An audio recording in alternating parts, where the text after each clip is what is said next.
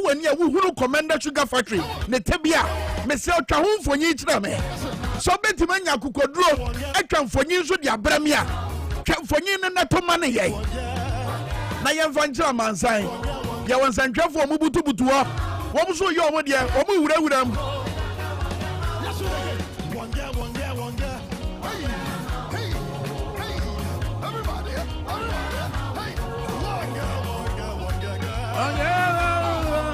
Abon see about some idea sanum to say you can carry a good months after a good months now you too many card you tonton sansa no abramo and abakesi and dasu da say tonton sansa no so ya babrum and 70 de p and obasabre yanko evivi mantem to say them di kan no ebusuafo bi omodon MPP amanwoko no wo madwalai wo mo say nana do danko akufo ado Dr. Mamadou Bahomia ani wo mo kika ho nyina adi wo mo hwamo enu se nti wo matu anamon dimirika edi esu eni atete akobam NDC amanyoko no yenko ahoma no so na ye ne NDC mpadifo na omubo odwa na wo mo je se abusuafo yi ye di ebi nkasa George Justice Arthur constituency secretary Cape Coast South and also ye member of the Central Regional Communication Team Emma NDC amanyoko no George Arthur ye mo ache. Hello George. George, what do you mean? Can you watch it to say? Oh, Yamina don't money or Kwame.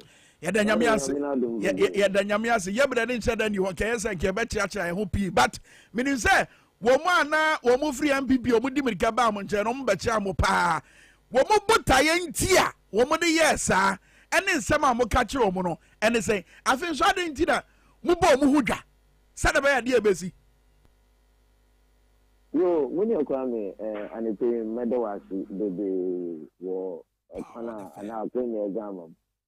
Now, all your youth are welcome, all your NDC youth, and ye, all your constituency youth organizer, me organizer, no party in far, Massimo Kahubi. Kwame, all your meaning day, now you share. Na youth programs in Kubi or Ekwan. Na Kwame, in your Kwan Kasei. Na as a secretary of the party, our constituency. Mokason na meze oye statistics are which abaya to 2012. Meze 2 igwa. Na me church man found in 1992. Na man fin 96. No man found by 2000, me shall go 2012. A corner and this Amanyoku, Wolf Presidential and Parliamentary, you two winning a Ekwan Kasapa or a community beer, in your hopper, acquiring. Now, me go to Guanu, you will there Amanyoku NDC. Yet to our bar, no work coming in our Boma. Yinya, or over 900 and something vote difference. The crime is 2012. We will not vote to know the letter from 963 for both President Muhammad and Nakuku Ricket again. Kwame 2016. Yeah. Vote to know the to 300 and something. Okay. From 2012, when you're 900, 2016, when you're 300 and something difference.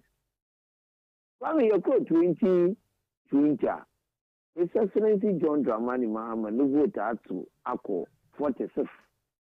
Ma Honorable Kweko Reketegen no vote Ako 1. The mayor no for parliamentary candidate, you know, we beat you Honorable Reket 1 vote. Yeah. Despite Jamaica using work on community now.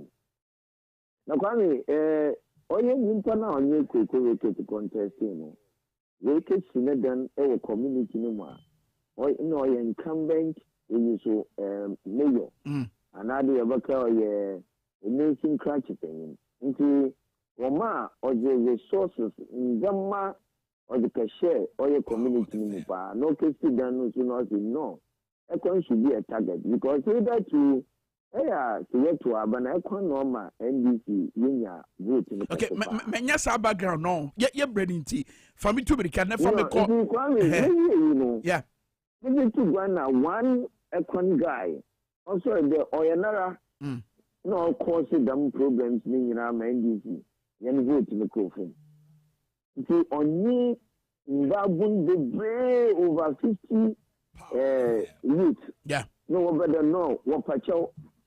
Whatever part NDC na economy needs na children one away but always voting alcohol from this time they are coming to NDC wherever now wherever one reason you there you lazy na abanu a personal oyaza obon when crowd there one obama one abrabo 8.2 oya CSHS na abanu implement na on year as a papa no on so okanwa Oma won't MPP.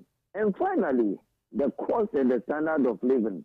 Nimpana system of one won't na MPP. MPP amaye kuno ye gwase amaye kuwa we chira one shot that be or button one the Kunijan Kwame. Okay. Only asama obeya oma enije sunku oba ekwan. Na Kwame but Tobo mami musa we me ba ye be so mami musa we e die pa na ba ya na ho abehia se ba wo ba NDC mu no na e wo se mu bodwa because menim shares as a political party there da ne da nyina mu nyankofo a wo musa be don mo party no nti e die na wo san nkofo yi ho a ehia na esefata se mu bodwa na modi wo mu kire amansa nyina ena fe so die na be ka che wo mo beka se we die se propaganda bi na mo pese moye Kwame, in fact, Jamaica economy was shot to the reason now.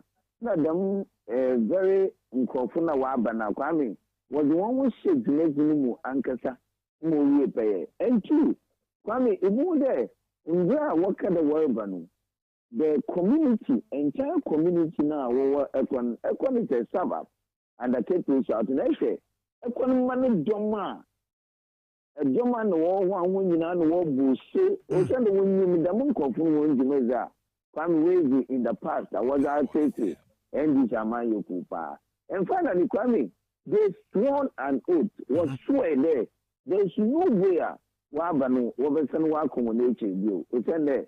MPP Amayo Kunu, where among welfare Kwame, one tuna, one crowd, one abrabum. Oh no. What's on your one personal interest in Tinawaba? Okay. They came because of the interest that Ghana money in number all the way ya, na money in all the way ya. Now, can one could change and join your program? But we are fighting for the interest of the majority at Ekwan, not on Ghana. Okay. What was Obi a budget and a jar to announce what's and you is a gradia, you say, what the budget setting in a Benun Sudim. At the end, I'm more ye, NDC, Amano Kwamo, Cape Coast South. Sadabaya mo chita afọ no so emfi NDC mu nkwa MPP. Kwame onu nti na ya sha se de ye mo hon oye education another nchechre ofano amaye ku Kwame ebosha NDC amaye ku sisi anu ye sheda ye ma ye no mo fama na wo ba no wo hu amaye ku no botai na no bo osum since kwa was to Amayeku, na Amayeku no boa awesome or the moment Ghana. Into no yasha today, the youth program ye and work on it. Ye ben one bien na church or ye yen baboon a corner over for that over back and this Amayeku. Na corner over for the woman over to what them. Na this Amayeku na no butaya Kwame or my other way. So Kwame say you now use them as an a bit some rich called them a book MVP that obeys the Rosen MVP Amaye Kuno. One would tell what it no or yet one unquanker when you unquanker when you no more what it is capitalism, another property owning. NDC also believes in social democracy. You now and Jimmy Paku. It is a what? Now you youth. Now in the year, although we are no will be shuffle. Na Unquankosu wants me to benefit the nation's resources. On year one could say na ebo ebezi na studio uka no chede bisu onye bi kwame nti ye bo ho ban pa ye dem program across the length and breadth of Cape Coast South constituency. Very well. George Justice Arthur. Yemfancy I bedo as a panel obra unyamaya no pay. Ebusu for na constituency secretary, ye Cape Coast South constituency secretary Emma NDC Amayoko na face so ba o mo kasama NDC Amayoko wo emfimfi mantem no wa waka ho bi. Dwaboase ni pa 97.9 na TV XYZ. Ebraso say ye dia agudie mo nsam bebra mo e wo dwumadie yin so. Roger Emmanuel the sports monarch Ogusu extra tadia eya sensudi agina ho ma Yesu moja no moja kronkro a wo hwegu Calvary be podo so moja ni fifre ne ya ne yeta hu agoprama so eno anso de hu boxing ring mu and a basketball court mu ebra so de agudie mu nsem Roger Emmanuel na tisano pay. Oh, kwame mi hu ye bibia boko de. Kwawu ni nya be. So microphone fa. Nkurmasini ne bi wo ho. Nkurmasini ne bi wo ho. Abi wo ho. Sa, ya no ma bi na ye de fufuo na de adru die. Easy cry. Roger. Yeah, kwame. Roger Boja. Okay.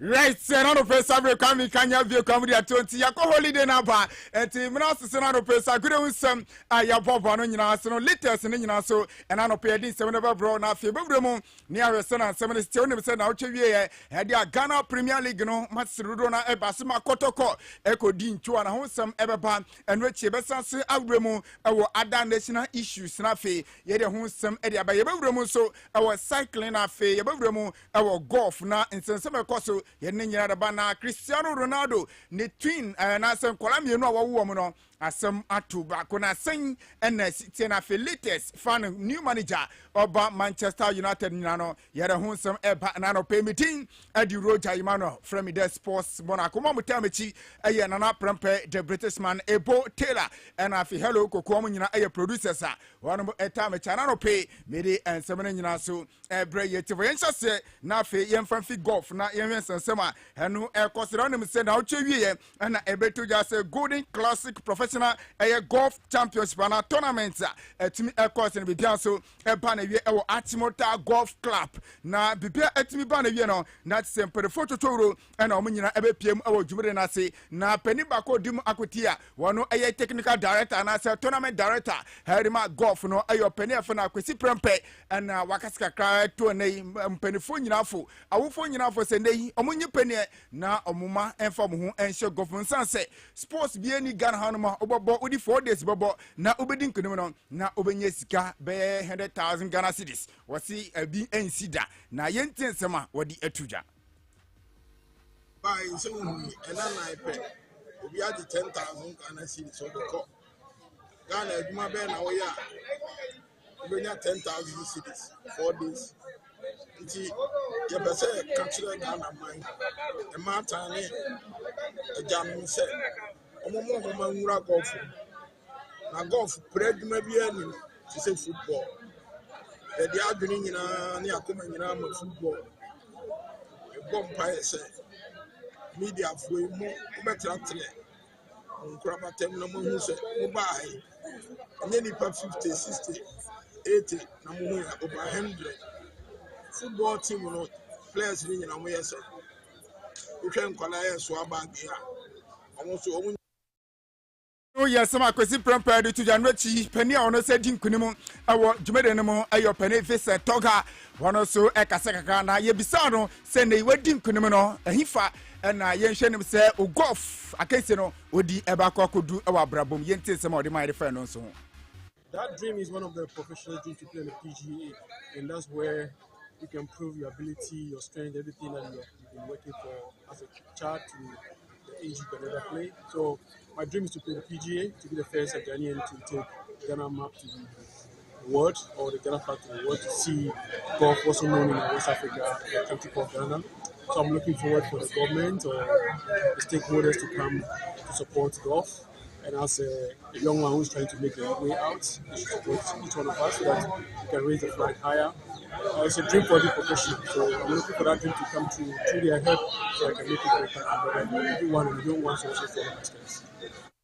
Okay, so near some bright fan of an open fan of visit Tonga and some our also added to ja now visit Tonga and some our to ja and on Nanwechi and open on also a D second a year muscle Usubunsu, one also F Royal Golf Club from Kumase, one also and a toss me and also a Bisano, say Ojidi, say competition Saudo and also a Dan and Nimuno and they would do what toss me and Sano, obey me a Dinkunimu, our Niakano Sumana, and I say here in summer on a side of mine.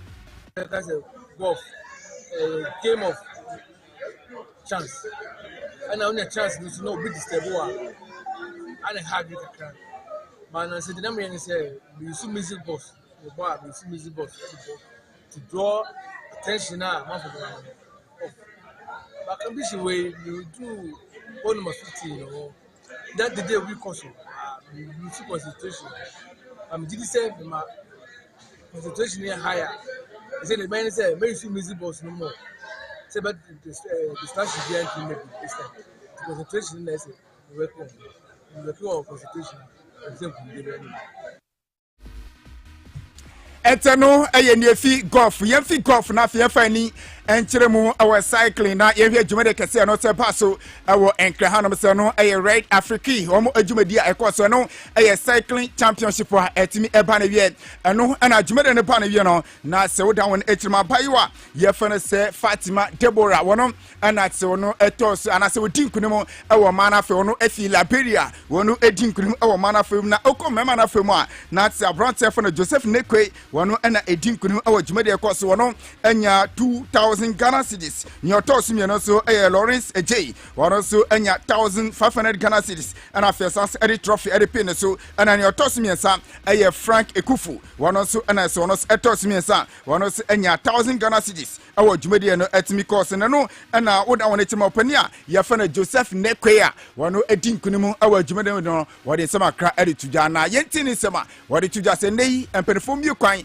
now all African games a personal Oko Jim and second of preparation. Wodi ewrum na afi ne eboa no e ma wodi nkunim no ordinasem atujase so we try my best I can one lap no let me say be free so that we say free ma go meet the mass and I go try my photo perform a good word and I perform no I believe it but not from here and ma go in mass so we try my best first to feel best and I do it but for bike entry any I will train it's me no see me ma on bike no everything train me no and I don't need let me do because I almost 3 months to Kotoku and I'm professional training it's not more program someone inviting say to me and I'm saying I'm in fire training your race see I have to say 2023 all of games so I'm coming count now me go free and just say my Ghana on for one no here no buy no mapa I'm come Okay, to Joseph Nekwe and some our canon on which in a manner from the Dinkunimo, a Fatima Deborah, one of Fresella Leon, one of said some credit to Gianti, Nafi Henny Seminar. Cycling 2015. So I've been riding for Sierra Leone so many years. I feel so proud to be part of this ride. This is my first time as a team. This is my first time to do the circuit. You can never do unless in Sierra Leone and never do it outside Sierra Leone. So it's a great experience. Even there are a lot of traffic and other vehicles distracting us. But it makes Sierra Leone people to be proud of me and they know I can do it. So I've been serving Sierra Leone for so many years. So I feel so proud and I know Sierra Leone will be proud too. And the Losa cycling team will come in. Okay, as I know, yes, some Deborah Fatima, Deborah Fatima from Sierra Leone, Sacred Media Costa, Mana from the Dinkunimo, and need some no opinion, ASU, Arima, Aye, right, Africa, our no, Ebe Jeremo Pema Jumedia, Timiko, so a opinion from Richard Agu, one of a customer cry, Jeremo Bute, in a listen to what is cycling championship we, Eddie Abba. Thank everybody that is here, especially the TV stations, the radio stations, and all the companies that supported us. We thank you so much for all the good work you've done for us. We hope to see you next time, and we are hoping that Ride Africa will grow, and you will also be our partners to move along with Ride Africa. We thank you so much for coming here, and thank you for the effort, the time. Despite in the rain, you showed your courageous performance, and we thank you so much. Enti ano eyensema no ekoso our cycling na fe golf shishen we can see jumedi ahodo ekoso eno no yefio na fe ewremu ewo association football na reso sema koso no se na otwewie no Ghana Premier League no match no eba so na ohwe games a eba so na otwewie se na results ni nyina ho sem asi etie na oda won ekiremu ewo Sugako Fefia Park ho na wafa etere fie di nkono kamiensa Brekum Chelsea omo antimi etie kanamo mie no na omo mo share goals na se na tie abrante fo say Michael Zu ono ebo 3 goals was a game course na fe Samson Ajiman ono say pusat na fe abrante fo na Ajiman ofori and afi o say usu omo players a wo say ebo goals na ti na say usu and ebo 2 goals no e di ama team fo na say Brekum Chelsea oda woni ekirem Awali Muhammad Stadium ho and Red Tamale United etine fie echi kotoko ebo ekamienu a Asante Kotoko ono mo so etie kanamo mienu na abrante fo na Frank Etuga and eti kanambako edi makrobia Kumasi Asante Kotoko Bobo Kono na fe omo mhye goals no edima Bobo ko a ye fane se eye Red Table United no eye Richard Frimpong na fe Victor Eduomo any player wonom ehye Sagoro no Lagos Cities ehye Kamia se Media Sporting Club enso ete Kanamo Bako na fe Kimfesa ete no Macralans ehye Makabako a wonom se Intimate House of Folk and the Elimina Sharks game no and also ending 1-1 and afi Carolina United ehye Bako Dreams FC enso Intimi Anti-Sakana fe Go Stars baby any Go Stars eterefe di nkono kamino e ma Great Olympics wo mo se tikana ba Diana Stars eterefe ni Ashgood nyade a obianso edi nkono e wo sa game no se ekosin to hwema 9 games and a boy 24 goals and a pm teams makoma kunsia and a etenefe o mo di nkono na one team pe and a timi kwa we o mo se kwese no e Accra Lions a o mo kwese Kimfeza Kabako a o mo se timi ate se na league table na tie team a odi kan Asante Kotoko o mo ekuta 52 points na fe ni otosime no e Betem United 44 points Miensa Diana Stars 40 points and a Great Olympics Tosinai ekuta 39 points na fe Nyotosinum Media Sporting Club ekuta 39 points Brekum Kalela United ababa Tosin so mara Hasufuk atosu ensiam ekuta 37 points na fe enso Kalela United ngotwi Brekum Chelsea wonom so ene Tosin ngotwom ekuta 36 points na fe enkron Lagos Cities wonom so ekuta 33 points na fe edu Accra Lions ekuta 33 points and Duba Konso Tima ye from Ashgood 32 points and ekuta mona fe Dumieno Bebieni Go Stars 32 points Dumiensan Dreams FC 31 points and afi Dunai Kimfesa 29 points and afi Dunum Red Tower United 28 points and almost ekutanti bottom teams no 11 Wonders Tosi Dunsia at Somos no points ekutam 28 and afi Dunson Wafa ekuta 26 points and afi Dumoche Tima yefane se Elimina Sharks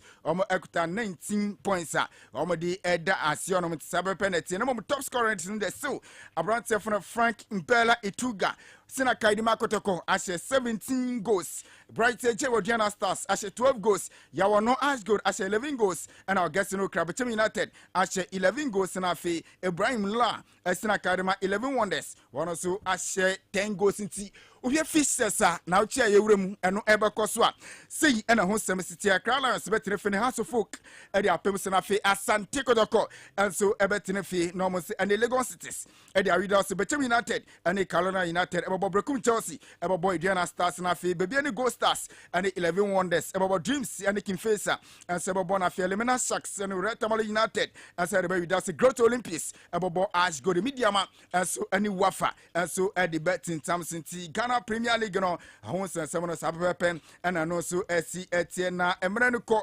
enti yenhwe na fe monitor na yenkwamono ni na yensori nsem no so na ansa na yebe kwamono ni no onim se empenfo ade yi tickets e de aba na yi ticket we ekofa asem ba na otwe wie sanse hwe elimina sacks any house of game course e won kran supporters ekodu gate a afi ye ticket atoni e de akọ stadium a na enya asem kitwa yes ticket ni he onya da agi se oyusufu se wonyusufu na obetimi asend de akọ na ya print ticket ni de ama na afi de akọ scan de a enya de match no behwe bi na supporters no ekobun kamfa so na ohwe se na no masa line eni nsensem bia na ekoso a ye hwe se na video no esi etie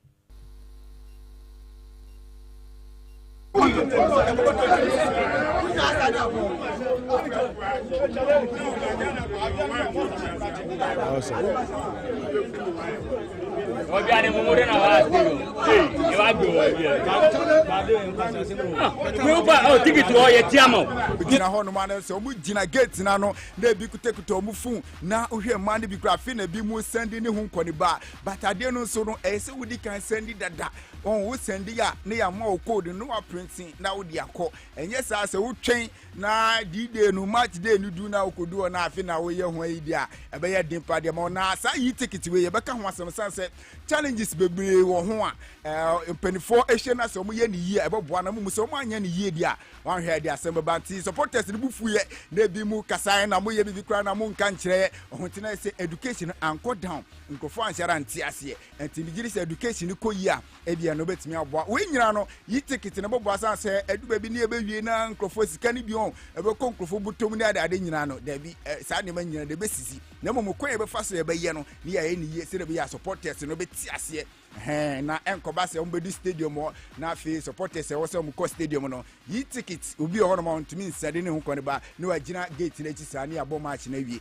esa e de bufushi ba ntie no e na won se supporters na asalan a na ti se mo e ka ho sem na ade ne temre pem no sa sem no e bedom siko ne ahwese na ho sem so asite na yenkom no ne na afi yen sorry ensem no se na no pedia na onim se Cristiano Ronaldo dos Santos Avare Manchester United player na ofi Portugal na onim se oni mamia ye fe no Georgina Rodriguez oni ne ewo entafo mienu na enano pe ntia atene se family na babontin ababa na onse se santafo ne mienu no ade abako aka nkyere gwa ne die ono mo atimi a confirm se Cristiano Ronaldo ne nkola mienu twins na wawo mo no ade abako aka nkyere gunte no eye nsema eno so efie no ma eno so ababetu gwa na me de we to mi siribo na fe Masoresa yeko Manchester United waram akati na pe betimi aka confirm se coach Efen Eric Tehan Manchester United ano ana Oba United fakati na wonim se woye Ayaz for manager report tirim se de omni coach no ewie bibia e ma Ayaz from kwanso no omni no so ewie bibia se de ade a ne bio cross no ebe 2 million euros ne yesika ano ebetimi epiem se de coach Efen Eric Tehan wono ana ebe manager e de Manchester United no Oba dia na ni openi a yefere se Michel van der Sar wono no na atseomo eba be dijuma awo United se na be abibia nso ebetimi so akoyenti Manchester ya ati asem de sanse na uche wie so ye wini ye against Norway City by 3 goals to 2 na mu odi na mu serious form ebo hat-trick ema bibia koye sase na Chelsea omo si dinkunu ma minka omo de ne ma omo si ehye Crystal Palace kamienu a obetimi antiti omo ko FA Cup final no money Liverpool for na san kwa kushia Carabao no mushia ye penalties na Liverpool yi omu free enti we no say kasa fi we Chelsea be controversies enti be bi omu nam nyina nye kwa papa say na Liverpool si asoro because Liverpool no si share City that's right City free ti omu mienu na be shia e wo final ti kwame mami fancy Roger me di si nyame na bia ye ba because said your reality ya so jawo touchline hono ehu pa reala oh ne nyum na ofren ejabi ibado yeah nyum ne mu nyum ne heavy because ya spray culture na dey woni nyum also ne ho fepa oh reala very beautiful and one say sa picture me srew when I say Roger agudi emu nsam no de bere mo no kai say ewia bere mu so mbesa so de agudi emu nsam asamba uguso awutie hwe Dwaboase wo hwe Dwaboase o TVXY na fen so wutie Dwaboase ewo power 97.9 because Facebook live abushafo wo dodo na na matwetwe titi say am dollar fiawu and afeso Gerald Asante Elvis Adai ede ne message aba Korea Donko was say adwuma mobo no adwuma den adwuma no so enika efe Yedamase Power FM, Evans Alero Kwe Eshe live, Mohammed M. Dumbu Eshe live, and afenso Don Eshe, Mario Sayambra Oshe live, I Coffee Eshe live, and afenso Mahu Slide the Damba, Richard Kweku Eshe live, Akusika Rescue Mission Diachi, then Janet Akwali Ediachi, and afenso Efe, Enso Ediachi, Yadani and Waba, so Waba Kessie ya. The Baba boy ye tonto nsansa mu ese menu PSC okra wana ma okra pian menso bi kuta baba kase me ya na me de abo tonto nsansa animo eno ene ye de bra musisi ensam no de adoso why ni se wa broni no oje de an ye ba.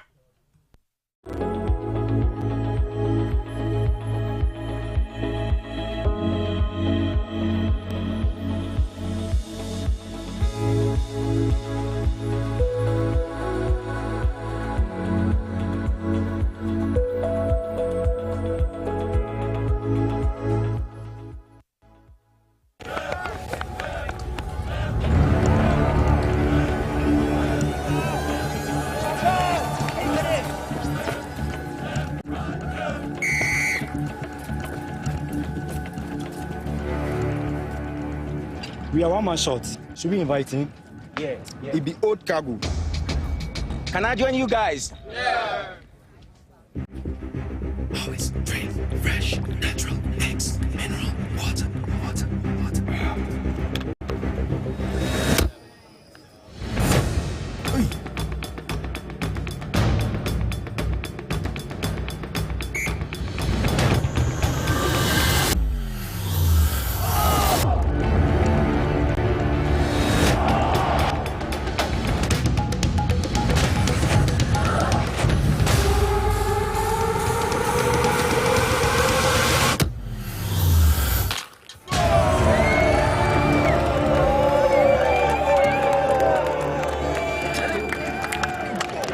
Still got it. Always keep hydrated naturally. That's my secret. Manufactured with the primary aim of preserving nature's finest minerals necessary for a healthy mind and body. X Natural Mineral Water. Simply natural.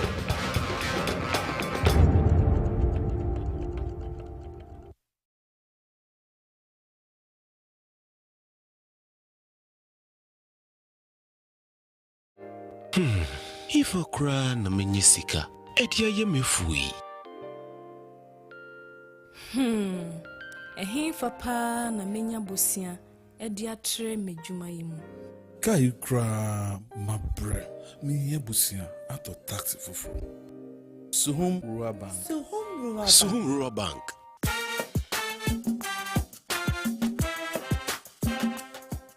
Yamamwakwa baba Suhum Rural Bank. Ya wonhye ya hodo bi te se dwadifo obosia, ekwokuo bosia, susu account. And it does all savings account. Me bada chain savings account. And then the keka ho. Suhum Rural Bank was 03422919896. Na wonso wetu miaka se. Suhum Rural Bank. Ama ene mayeka una. Suhum Rural Bank. Enti me pa minie. Suhum Rural Bank, growing our heritage.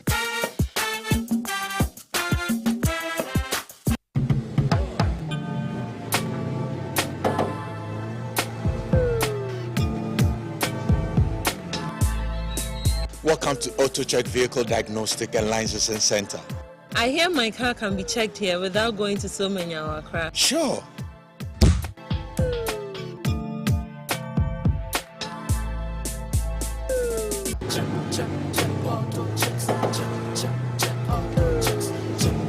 Emission, check. Alignment, check. Brakes, check. Visit AutoChecks at Koforodia Aquadrum Road for the roadworthiness of your vehicle, from saloon cars to heavy-duty industrial vehicles. Madam, your car is now ready for the road. Thank you so much. AutoChecks, check. AutoChecks, your safety, our priority. Check, AutoChecks. Welcome to the Royal Dazzle Event Center.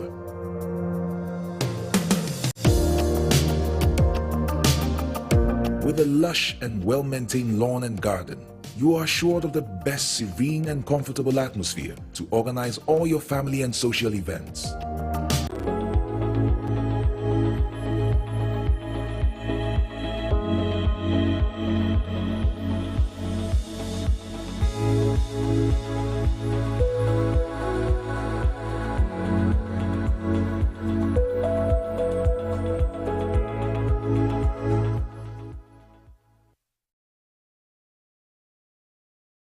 Sawachi Koya Natrasa Samaba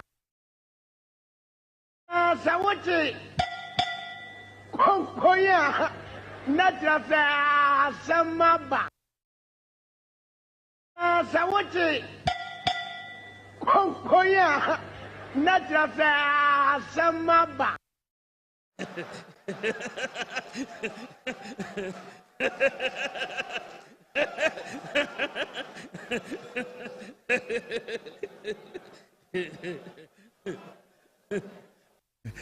Hey, abusiafo!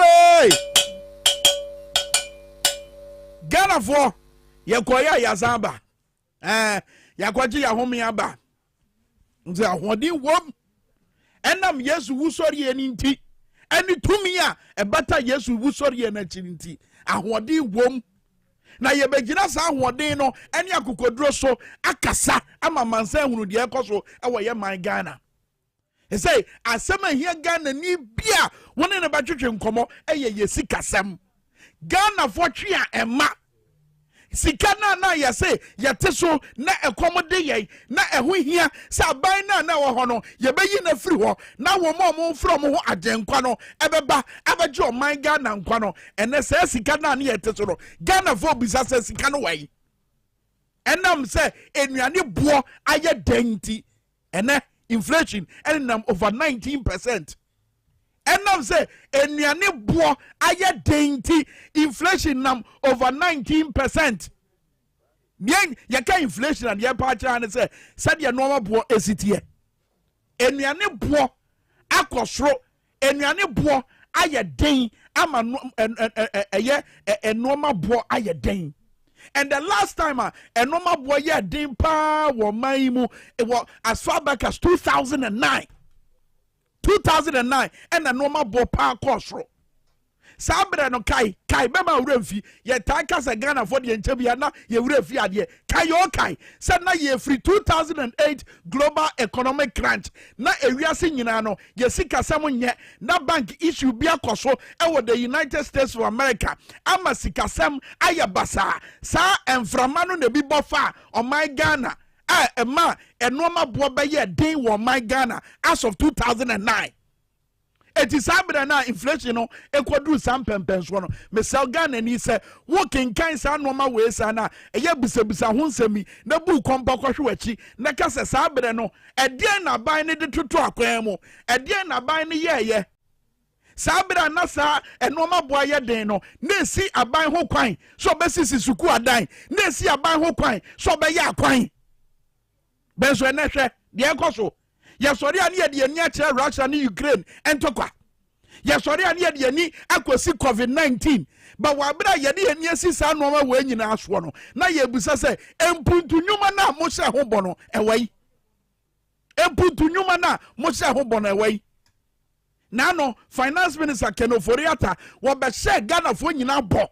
Se wasabra yakwa huhiehie mu no wo mbetete no ma so titiriu fan wa aban anase omomu wa aban mu edi gugu omu ka mu edi tutu kwan rough over the weekend ye hu video bi se edi ehim e wa aban fo tinta video no so Ghana ni a wodo Ghana mesraw ba Facebook live na be hwa ade bi sisi power 979 amanfo dodo na ne call omu kwa I'm not saying say the cost will crony at the bonnet.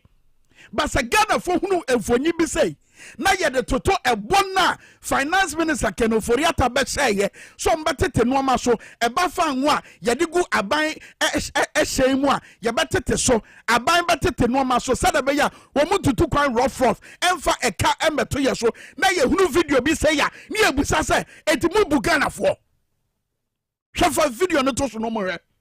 Kasa na saso aneko shim me se wo video bi say ya eya na adwen ban na besi wutrim se wo video bi say ya adwen ban e na besi wutrim na de toto de kenoforiata e kan ne ho a bisa wo se edien na kire se ye tete no ma so akwantu rough ye jai fanwa ye tidy gogu ye shen mu no ye tete so in fact ye cham ye tete so na hwe cars ye say pani bi ko baabi bu hu cars sesa so baby apart from way na ye say han ewiemu shan ye de Ghana sika no han ewiemu shan ye bebu akonta enche Ghana fo enche nie ntia ye saa Ghana fo bisa na ma ye din ti said ye ti sabe esiye na baby aye din obi ambeka hwe enche Ghana ni na wode ne to ene hemo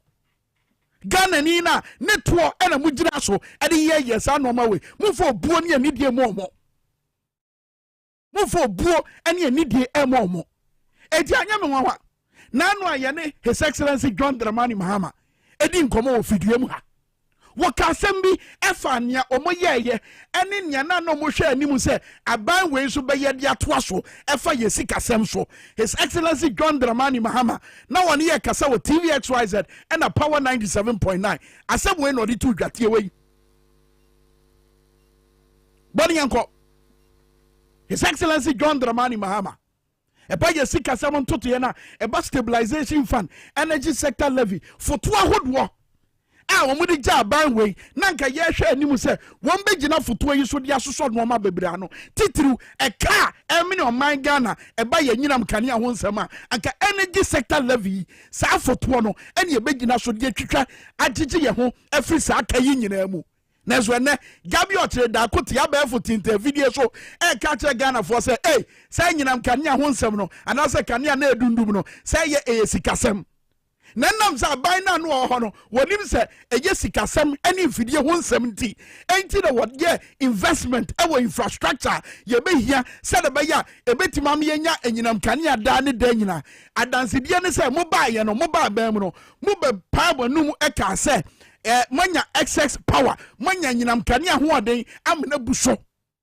now aban dada ne hunu se ehu behia se ye behia sika ede abata emfidie na wo magina so dia ma Ghana fo anyinam kania no enti na wode energy sector levy no ebeto ho na ba we ba ye no ye energy sector levy no energy sector levy a wo kasa ti aye energy sector levy a wo twa mfonyi bi de kire Ghana fo se aban ne etiri mo den enti na wode sa ato no eto ye so no wo mo ba ye wo betire mu ba ye ebie mu ejira so e de bo bosia enne e ka ba musu atra hwan ene kaba na am enam ekanu sunti ye dumdum kane a rough musu e de akere hwan gabi o kire da ko na twa wa ba foto video no so wo say say nyinam kane a ho nsem no say na esikasem na sika no wai sika na mo se ye teso na enso come de ye no sika no e wai say ready amomia boy His Excellency John Dramani Mahama bra no ne Power ni TVXYZ e kasa yenko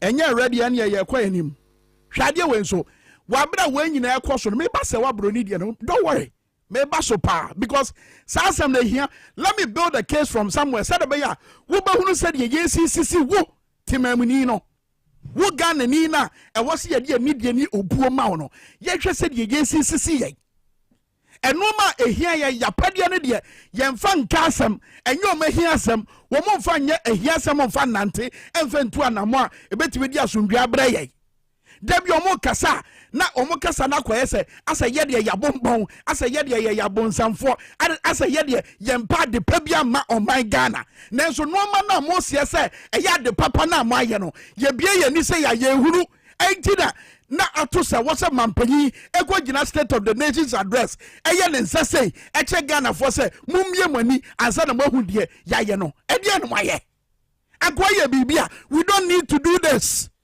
Why you be a sombo? Why you acquire a sombo? We don't need to do this before we can see it. We don't need to do this.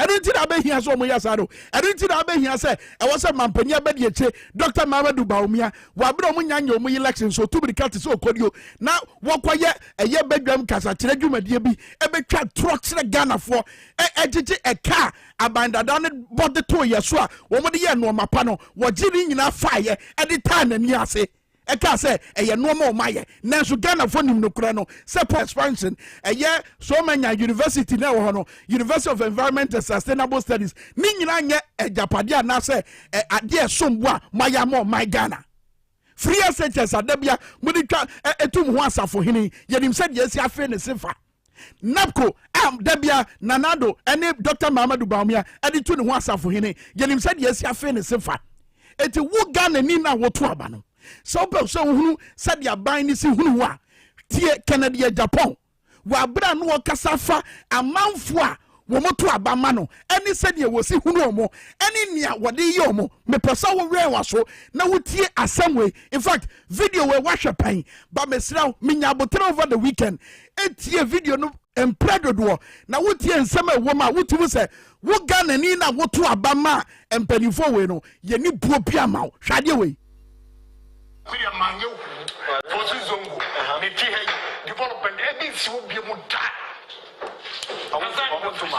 aba funkwa no tuna aba funkura anya me yaze omiyo mu patapa entokwa rough ni means room back straight I don't want to mount me group me nye bibi papa bia wo me ku ba me firi wo krom de hoho mundi say me se to aba se wo mani afra na na ni me nye bi na me na kan wo se ade and would people grassroots they deserve to complain. Oh, Sisubio. Last part of me person says Sisubio.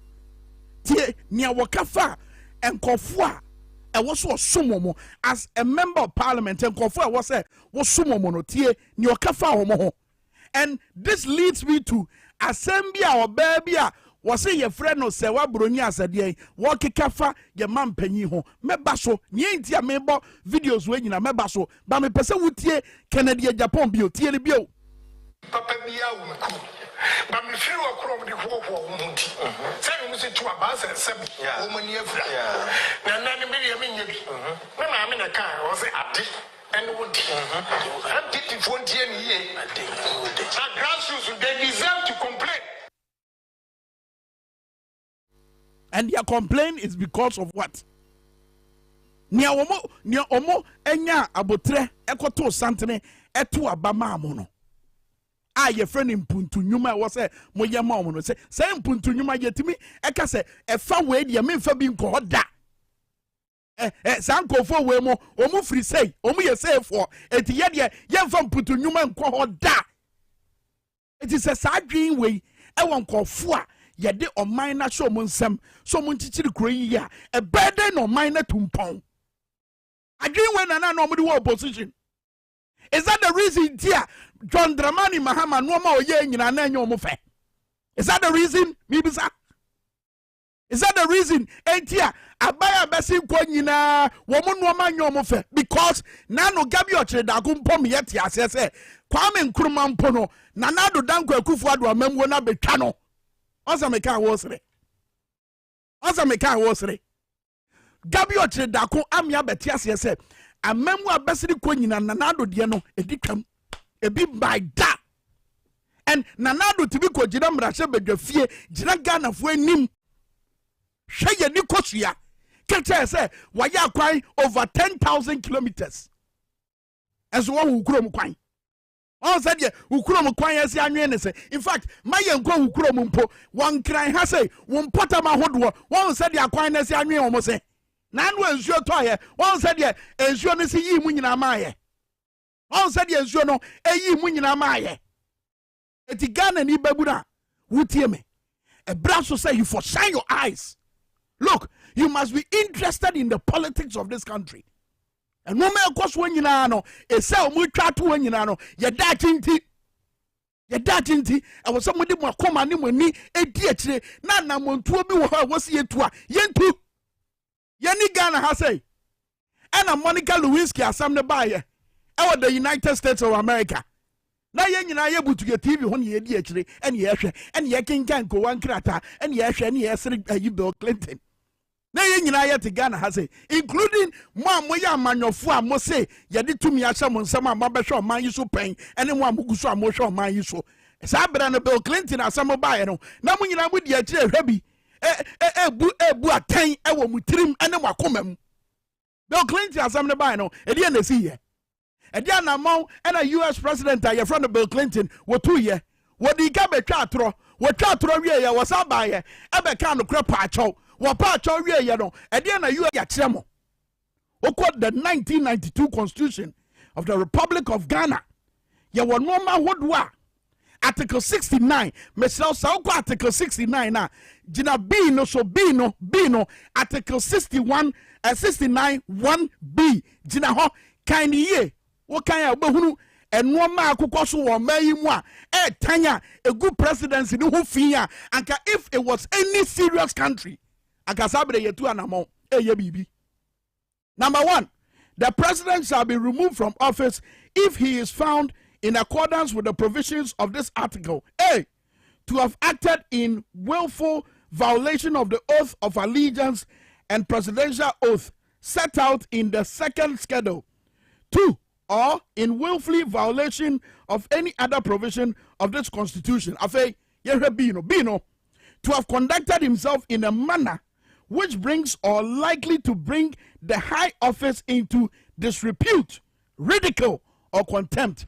Brofo kese disrepute, ridicule, contempt ni nyina ne se wo ye bibia ebe ma manfo atwetwe eye mampanyi dibre no ana se ye mampanyi office no wo ye bibia ebe ma mampanyi no na konya no eho abafin efia ka no ye wakonya si ebetu na ye so. If Ghana was any serious country, so me hwe Daily Post anopai na me hwe headline a what Daily Post no me yamushi say boom. And since time and news breaking here, I was expecting the presidency to issue a statement to distance themselves from this matter. But ever seen it? Presidency nyere egophobia womo bata presidency ho womo bata amanyokwa your friend MPP momo di brebia wa ban mu no womo na nenam a mo kika nsem bi efa afena na wode asem na beto dwa se mampanyin ni ye bibi na de bende be de hono kra de ehiame de CID former CID boss ne won nsem ba mu enkoma ekọ a mo record ye a beda abonten ama obi etie. Does that not say something about your security or money security and how it is compromised? Young man, young woman, doesn't that say anything about our money security and how it is compromised? Are you not worried? Are you not worried for this country? Say nkomobia koso ewo kukwem ewo police headquarters yetima recordo amna beto abonten na wotie nkomo no ani se de omusi di asem na no na we de ba na we ni na se mame na wo ye pani no wo so wo hwe na mmra ye adwuma no wotie ne kasa ne nsem a wo ka wo bisa wo se etigana panie and a hono na me pese me twema adinsi o. Look, eba morality test na me kwame me nka me gina I don't pass. I no go pass. Eba morality test na Big Mike, you no go pass. So for that say Arabia. So for there. The morality test you go pass. Side check is some no. Akra da kon ebia you go pass.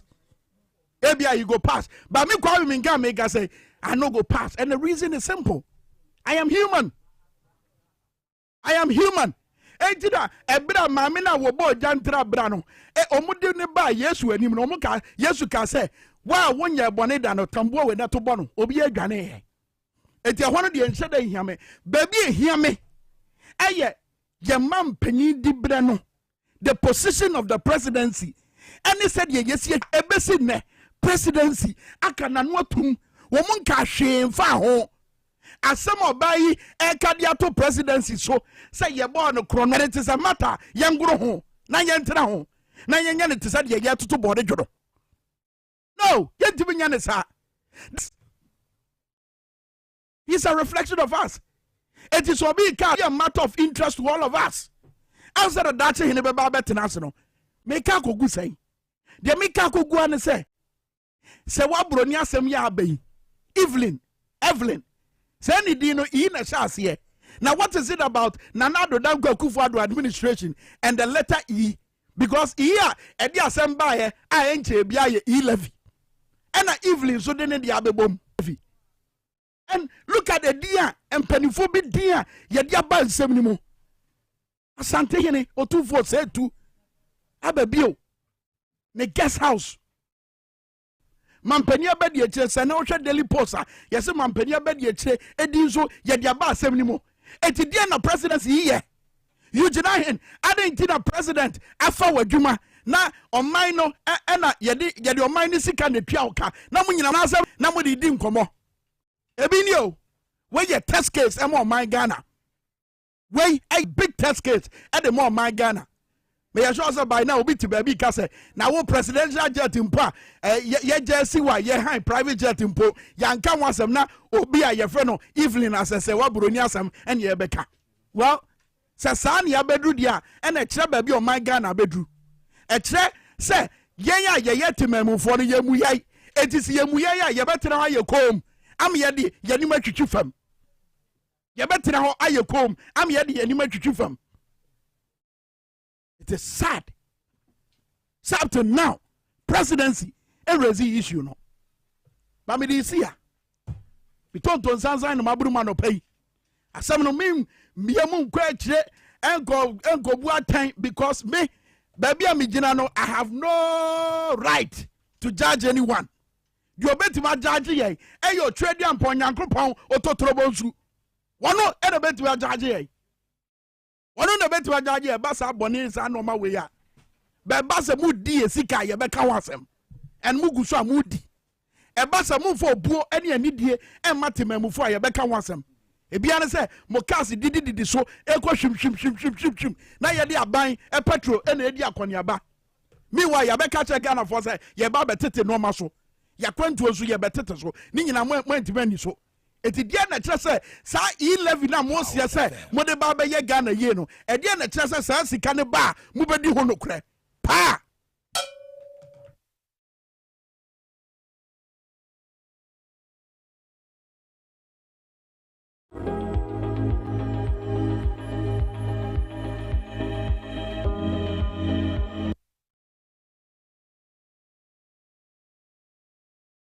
This advertisement has been vetted and approved by the FDA.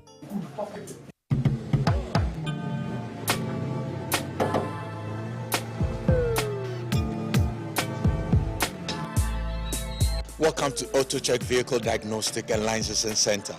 I hear my car can be checked here without going to so many Awakra. Sure.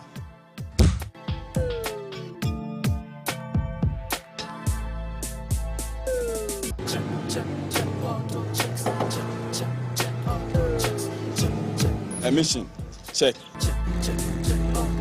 Alignment, check. Brakes, check. Visit AutoChecks at Koforodia Aquadrum Road for the roadworthiness of vehicle, from saloon cars to heavy-duty industrial vehicles. Madam, your car is now ready for the road. Thank you so much. AutoChecks, check. AutoChecks, your safety, our priority. Check, AutoChecks.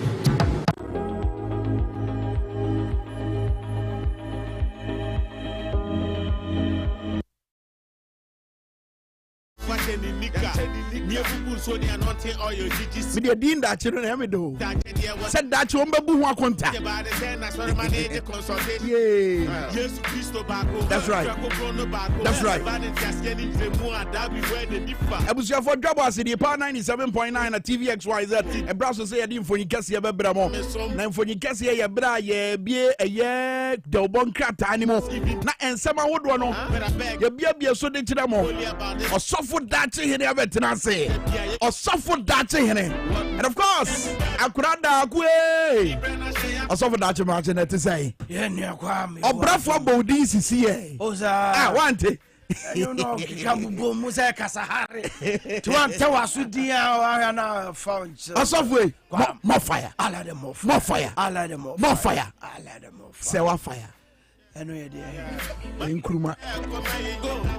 And I feel so. Kubangwa. Kubangwa, what you dear one more?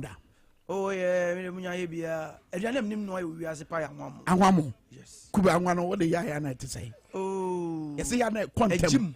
A gym. Hey! Oh, also for that, Jerry. Yeah, come on for a feel. What's it? Michelle message said, bah, that's in a quaba. That's in there to say, hey! Share me message, but I will be full so. I got to say, yes. Ebreko, Mamu free kwa uba ni aba munyina atemo makwaba wa. Kwa ma ansa ne beka bibia me emphasize da ema etiefo. That's right. Power FM TV XYZ etiefo. Yes. Anope me hu se mo da o mase but yekoso ada o mase. Ya da o mase o ma kire do. E se ya enne ma hu adwuma wo ye ne se ni pa bi tie o.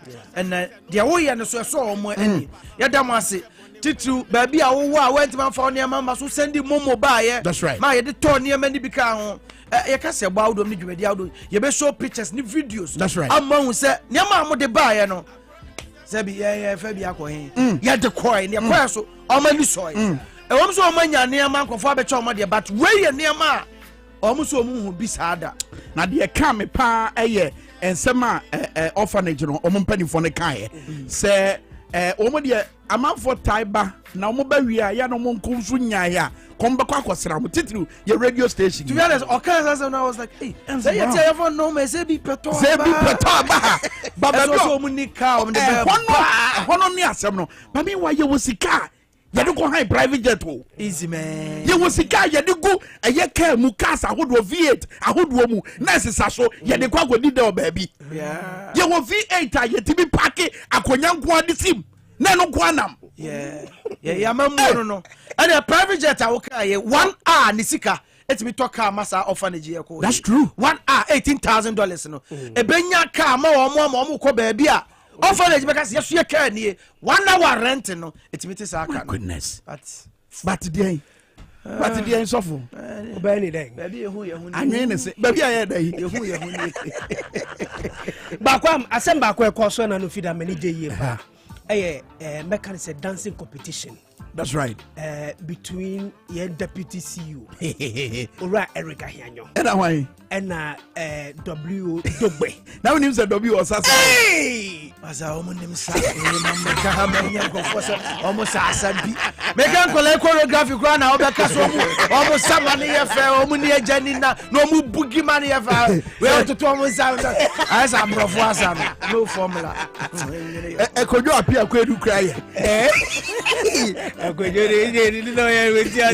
But all in all, you're dirty for your damasi. More to be a baby and Yamin Shramo, papa, you're damasi. And damasi, Yamiko Shramo said, and penny for Casa Fibia Bayano. And said, next year, then Yamia Shrao more, I'm at the other Bayano, which means I had double Abba. That's why when you saw Omoya, Nama, Yamwatchana, yes, I can't know donation. Number 1 year. Yes. Wow. Wow. No power ni TV XYZ. In fact, XYZ broadcasting a tier for ni ahwefo nyina no. The way mo kire odo efe. Enti na dwumade na ni ato ni din say Easter kire wodo. Ma kire odo ampa. Enti mu gboza enie. Mum ye mo gboza. Gboza. Wa mo de na daily graphic. Anymore. Kwa retains sport as ultimate Easter destination. And I can say Ghana for COVID the buy any Ukraine abane Russia. Can't be crack young Kobe. Sika Ukraine ho. I want to say no say them. Say na go for baby good them. Eti daily graphic alcohol and any chire kwa. Kesta crunchy any kweku zurek. And a try any mu SM e buy na che bibia akoso. Paragliding no efiti ase na no ya no Makari means I can ye. And you are repeat. That's what can hear. Remember more around too. Chango. But for you to know some issue for next. Yeah, person bite. Oh, koye. I see any oh. Now come them up here then. On to my page 40 ha. I know she said ni nyina. Kwame Eugene Eno Baroni. A boss on prior so. High street ni. Maybe be akoye. Kami doni when say also J Obomi High Street at the boss. And I say a match the day so and the Kofi Kenata. A J Rock City Hotel a boss. Omoje boss. The one that normal boy to say. Hey, I want to say why high class. Hey, and upper class. It will be. And no more be Rock City Hotel. And the call Rock City. But Obomi prior so the PPS in the Yaka Betty money there. And you'll be out of the popular star. But Rock City in the idea so what is December boss him over be the call. Yeah, I'm on your mama. You are one some back body. I'll pure water back on the body. It wouldn't be a home. A horn on the multi inflation. I say. A horn mouth was a Sikawa gun. What do you see? The penny for so called. More fire. I can see a body. Was a she is scared. Now don't know any difference. What do you see? Come go here, Eti kwano and the paper no e de aba ho amane akwa ba ye de nyame ase ye tete nkwanhia ne ne makakra ho de but nyame adom kwawo ni nyina abawi ye but ye hia na se ye begina so na yetimi e de aboa na aboa ye aboa ne ye gina so ne ye de aboa sika ano de ama o my Ghana yade a ye na se ya ne ye de ano fefa ho keke oh we say almost say to say paragliding ni say enye weather na ye ya kafina numbers ne be koso okay say nipa ba ku bia obe percent to find bia to be 550 cities 5.5 million titisi gari bi teacher say obi akatua no no o kan o se kwa 550 eti wo ye no ba ne kwa mensa ba kwa no akohwe bi no fast ato yo got ba ko ene tu Ghana ada hwe bi na o mo betimi na baba anyumtufo awokokwe no emi mu wase won anka gospel musicians na me kakra so gospel artists dachi hineti ya say wa wase anka omutimi invite dachi wo ho dachi ko bia na kwa bobi kama o me time so me peja me bia me o mo wase kwa kwa ya mo ba mostly kebu aka Sundays no ne bo gospel rock show etimi koso ba we na kwafo afinity ya jiwani ne kwa it is just Tomboy ni Samini and so people also go travel Rock City Hall Friday night papa ko jo mani no Rock City no was me ko him it is abuaje ko hey ayaka ye kwa edi me e ka mi fa aye day break na enim ha no o de mampanye dida John Dramani Mahama ni fo ni aba na EIU4 na worry kasa wo chirem se wo mu hwe petitakra mu a and 2024 and this amanyokuo no wo betumi edi nkunim that is according to the paper wo betumi edi nkunim na mom wo mu chirem se me yamfa omampani Mahama NDC for ma wonfa omampani Mahama se flag bearer na wo fa wan me ni me na me mu wan but EIU4 no me here London omo Europe omo London in fact omo tie polls opinion polls you say edit the obetime winning aban but yenya analysis way last elections 2020 elections John Mahama na ni vote na te say 1 million voter MPP edi winning John Mahama in 2016 no what me nya bi ka ho MPP for in fact omo de ni a drop here no okay be I want to say there me part say Mahama etbi ebe pre ene eye MPP eche sa 1 million vote no mudi winning no 2016 no mutie mu ana obaya ma enye last minute yi si de 300,000 bia ehu ye ba bia free e ba ye ebe ye ya kaba na ko run off I say no be akwanya 50+1 nyale as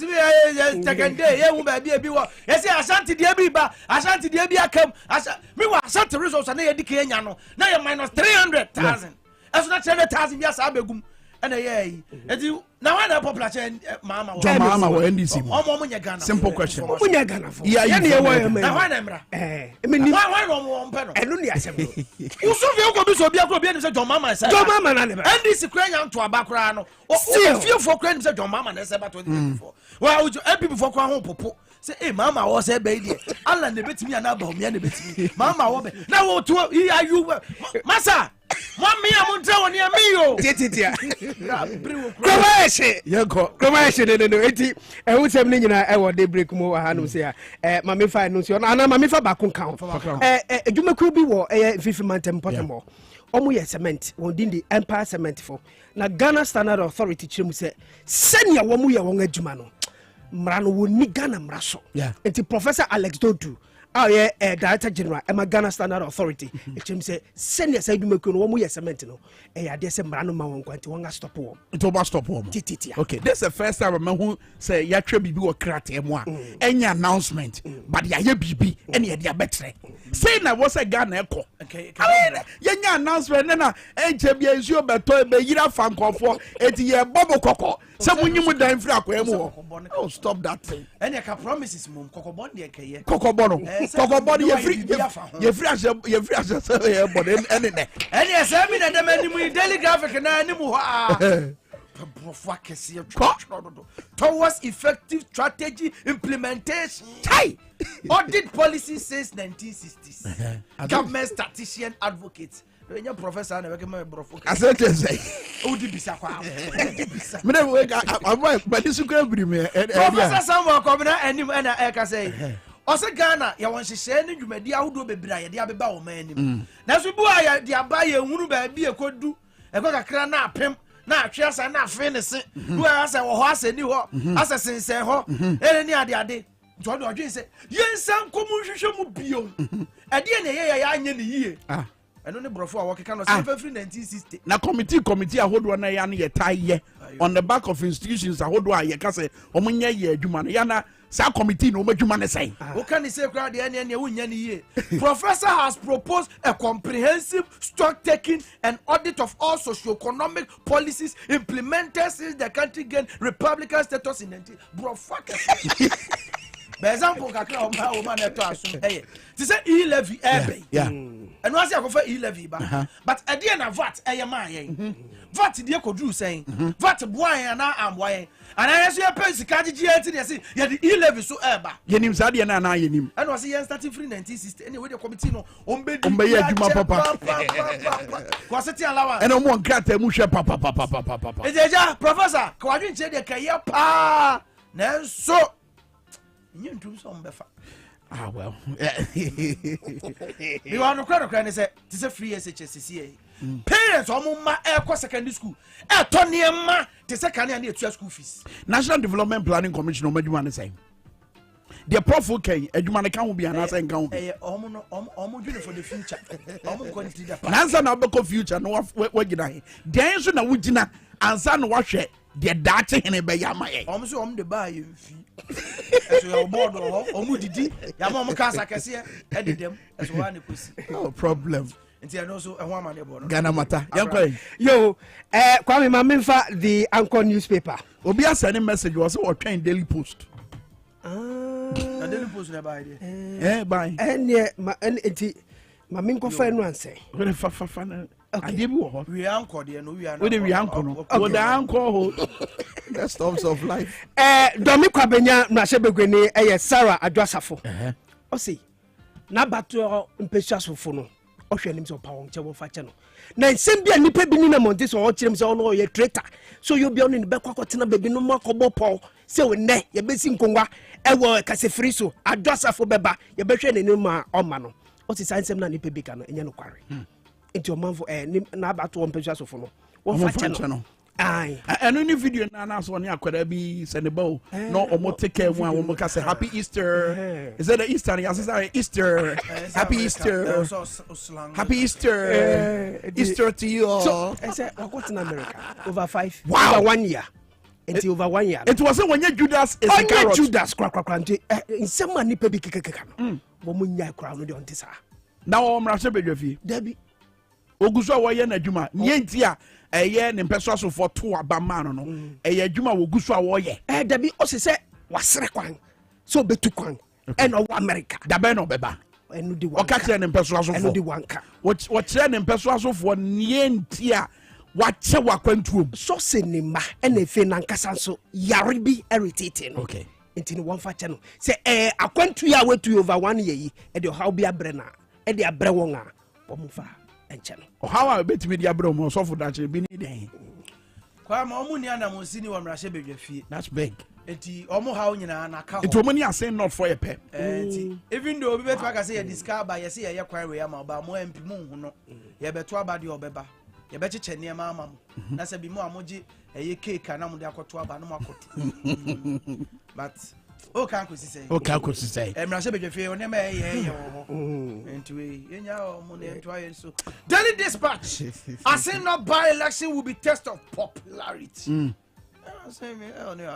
Oh yeah.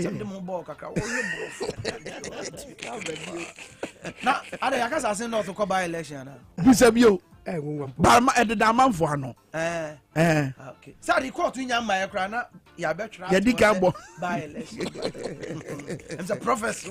Prophecy. It will benefit in there, say. So I say not by election, a baswa. And this bayer and one says, Openi James. Jachi na abekọ de a obetry so retain the seat e dey ache say o man for peme o ma sa ato ama me say bibi so to go je konye no me che say mo so o man ni koyie e na ade mo we say koyie nti ase not for ato ama ye to be abekọ akoche so e popular but I said nano a Ora James Jachi kwese one ne man for air kasa no ogusu a wogina ba bia wogina na say wono ene ye o mo mrahye bedwani e na court kasa mo nko kasa me bo a Supreme Court so mo friend was MP wow nsusan so bi wo ho ana Daily Dispatch now. I say no by election will be do or die. And this is Hanabisu. That's right. Ideas exchange. Ideas exchange. Oh, TV XYZ. More fire. We quadra you may be a no watch. Opinion Erica here on the trade. Ideas exchange. That's right. Ideas exchange. Get what to agree. Fire for fire. Thank you. What do you want? Dr. Hannah Bisu Louisa. Edible boom say, and yes, I was so by I was so gone. By less than this 42. No, Johnny say, to be Monfa the department. Uno. As I say, not. One messy peg. A 2 to Chrome Benjamin. Hey, so almost 2 aba. At the moment, you might be conforming. Yet, they are such a for room. There's a box of the room. I said, no. Wow. So I will say Dr. Hannah Bisu Ideas Exchange. Yes. CBS wise so on here and come on and Daily Dispatch afa. Manfa we one answer and dispatch and to. Our Greek minister has been lying. Hey, one kasa. Brahim Suleiman. Can you clean me? Our Greek minister so far we should quiet so hey shanto no kana me say be come brofo no adobi twatro say wo twatro shantro kire Ghana fo yey shantro atronko an odi executive director ma media foundation for West African Suleiman Brahima and e can say hey Dr. Usu Afriye wo so ye na Ghana ye ho atoyen and na kura ye nti yetimi nya aduane mani buso na ye de bi ko mentam pekenke. Next time I rest, say me come out do kenke ni meko. Dokoro ne nchi na me meko yira. Kenke do 3 cities. Aka dokoro. Eti akura bo kan nyina na wonjindi. O de bi se afu wa ko so ade. Kenke do 3 Ghana. Wanya to koko ni asigiri wa to bi. Moli koko ya 2 cities so. Koko ya 2 cities. It is almost a food prices and inflation I could do over 19% jomudi profo na ya mo jeso mo kika but what na mo kan 19 on the manager say agensem no 19.4 agensem ntra ana kanya single digit na neda oh yeah and ya ka say chichi man eti we de papa na ato abo no no say nanu pa okoye inte osia eye Tony Blair na Greek minister kika chese and na so ye bin I don't know they be on making reference at 2017. Yeah. You're taking over no. That's why you be. I don't know your magicians because look, Abana or NDC free so 2016. Yeah. It's January 7, 2017. And handing over near day. Eba and my penny shy to Ghana for say what should I do my say. It's be a reference. There was a question. More Azanaba. They hear this say dear Nekoso. Can I say 2016? And can Dokro one Ghana. Adamu 3 Ghana. What are you talking about? Them bisa ma me no ka chem say. Na bra, o ga dey so tomato fish ntina wo ye ma black pepper. Say one tough fish I ma black pepper. Yeah, be kokko na ma. Pepper ne dey ba ma. Ye Ghana edu no. It's really executive director and ato abo agric. Media Foundation for West Africa. Okay, yan kwai. Kwame me fa Daily Post. Edru na Daily Post anim ha no nipa ba asambi wo mfoni ewo anim ha okay o man panyin akufado na abede ekiri Alhaji Alhassan me say mama share Facebook live na Facebook TV no ya dia two screen so why power 979 Facebook live Alhaji Dr. Mahmoud Baumia eni mami bi nso hwe won finfin wo ho edin e wo ho eye sewa broni na sem titira wode aba no chirim se mami e na wakasa chirim se o man panyin abede ekiri Alhaji Dr. Mahmoud Baumia bra na nkasa ni boss o man panyin akufado oni sewa broni wokoye ne wo beye mpem agori di according to paper no wo wie no na o mampani abedi ekiri so opese wo ye bi enti kata ne dia ba o tirem se o mampani abedi ekiri ne din abepuem e wo sewa broni ne o mampani akufado won relationship anase mpem agori di nsem Mama ko Jubilee House a Facebook page. Na me hwe so ma release statement. Also for say o mo tie release statement editor beto wenim direct. One statement be free presidency. E fa ensem ya se wabroni e ka de ato ye mampanyi so na mpo wasan so de ye mampanyi abedi e tira be fra mi. Won so maka bibi. Maintain we ba me sure say on beka say waste of time so very. No, I know you susu you. But fact na say o mon carry. It did you my and I just say they won't give it attention. Oh really? By a taka kasa be silence means the concern. I just say Biana. Yes, it also so say be a tanso and so now. You yate.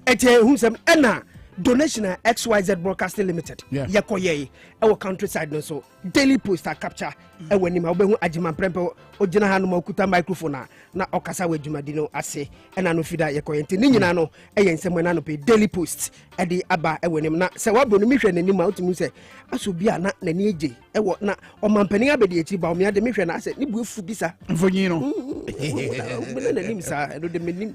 Yes, I'm Kazio. And America BC ho. Yeah, the assembly president so a eyo mu yi ano. But yeah, dey could do baby. Yeah, sorry, I say yeah, dey ho to America. Yeah, that dey yeah, say America. Na no ba omia ye ne bedwam kasatre dwumadie no. Wo ka say fa ho boa ye den no. Ehin fa krobe no dey ye toto ye. America. One show a video of Americans standing by fuel pumps wo mo kasa wa bufuo kwa so.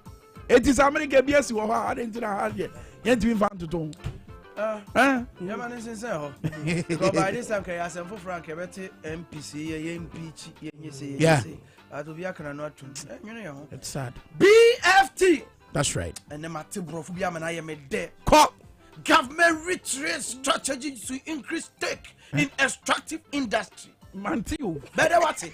Is it quite what can Brofo crack in Nanado? Government retrade strategy to increase stake in extractive industry. The BFT for the one in the IM. I am some professors and one I can't pay. But I'm to be bossy be a mono.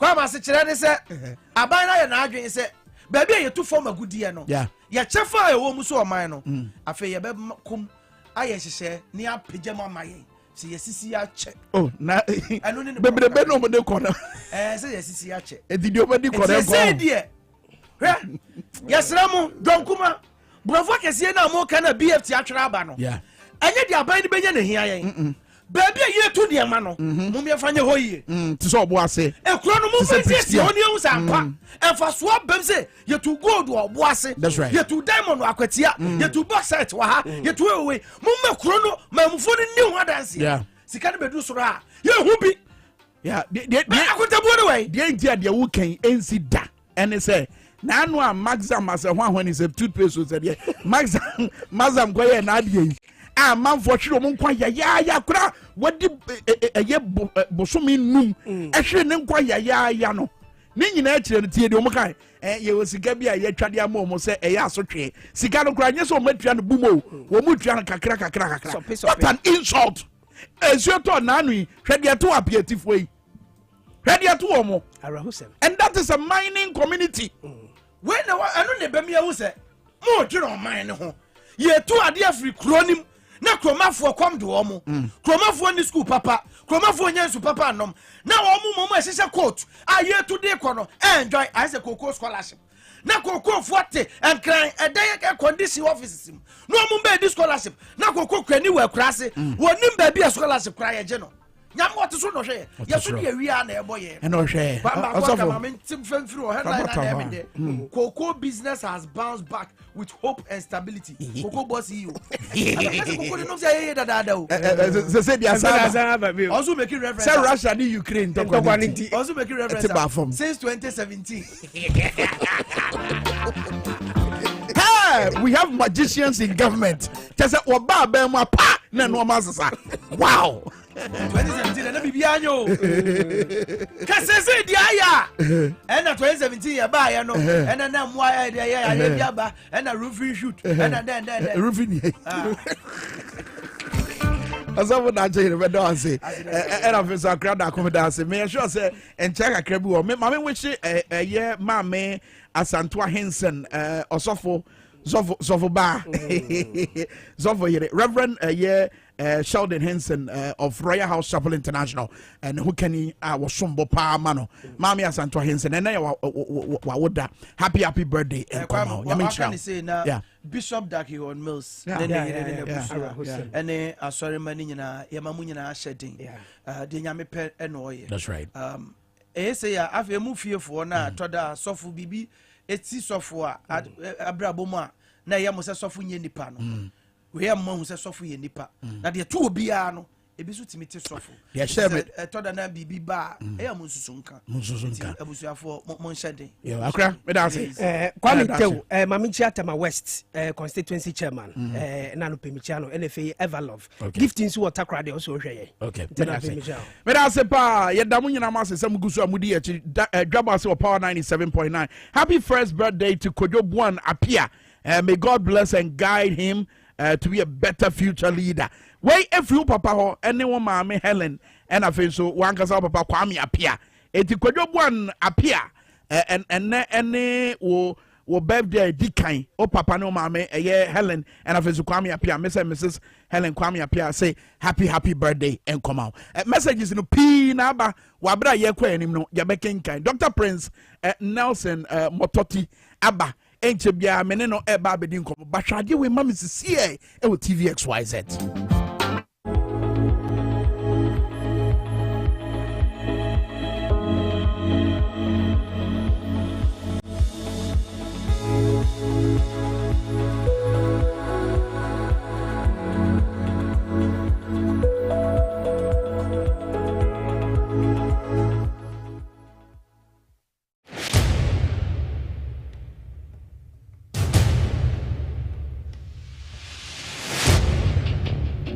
The average human body mass should have at least 60% water for optimal performance in any physical or mental exercise. We can help you maintain it naturally.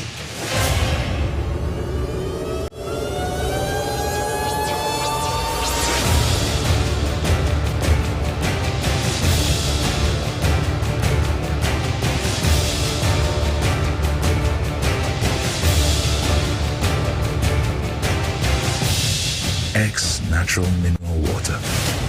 Simply natural.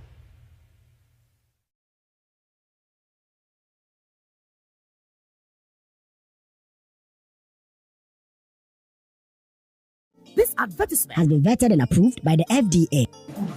Hey, good papa. Ganabam, if your waist, all your body, you make bazaar. Thank you so much. Me ba cho mami Ghana ba mo ni. Kese ni mi no keto ana ni ensa. Se me hona mo nyina tutu me waist me chi me baby me ko so dwa nyina me yasa. I feel good. Wa osa. Abege. What are you doing? No me my boss hospital. Ghana ba. To wait here from doctor no. Where you there? Ebio. O masadi na 70 cedi. Let's start about. Ghana ba yento emeto ha efesa tia ba konti efentu obi 20 cedis. mene doctor nemo se me Ghana ba kan sa tuo so afọ so ekime ta ko Ghana ba you can resist.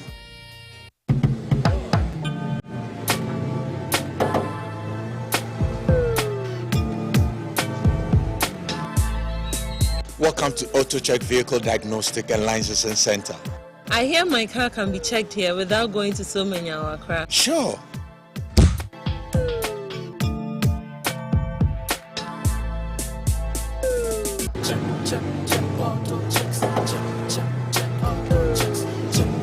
Emission, check. Alignment, check.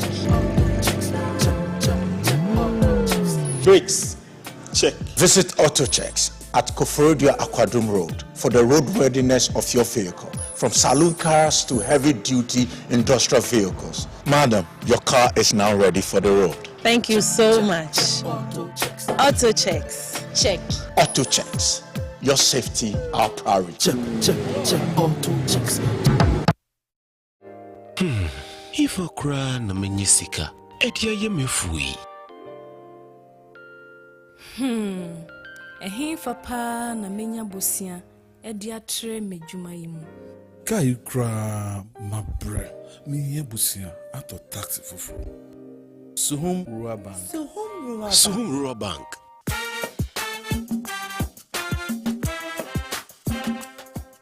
Yemamo akwa baba Suhum Rural Bank. Ye won hyehyɛ ahodo bi te sɛ dwadifo abosia, ekuokuo bosia, susu account, and it does all savings account. Me bada chain savings account, and then the keka home. Press Suhum Rural Bank was 03422918696. Now one so what to miyaka say. Suhum Rural Bank. Ama ene mayeka owner. Suhum Rural Bank. Enti me pa minie. Suhum Rural Bank, growing our heritage.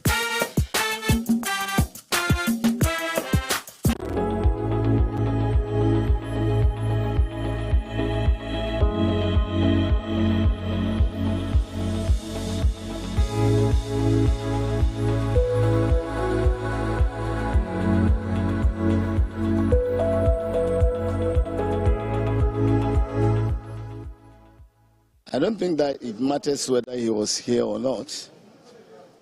Let me say that the Supreme Court has given its ruling, but we vehemently disagree with their position. I think that it is a sad day for all of us, that if what it means is that a send-off is also not going to have representation in Parliament for as long as this case lasts. That is a sad situation, because there are precedents in this country. We all remember the case in Ayawaso, West Wagon, where the lady was allowed to stay in Parliament until the final day of the determination of the case.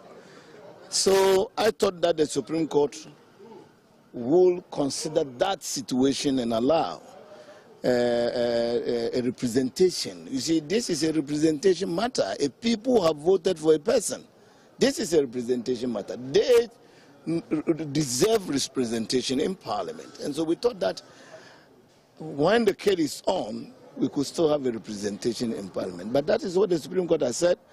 The legal team will meet, of course, and also officially know the next step to take.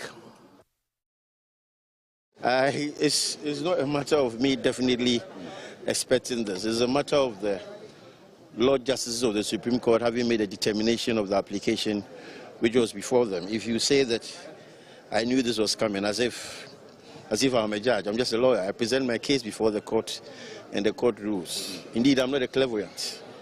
Well, because of what we had put before the court, my expectation was that the constitution of the land will be upheld and that the constitution of the land will be given its highest priority. And that is what has happened.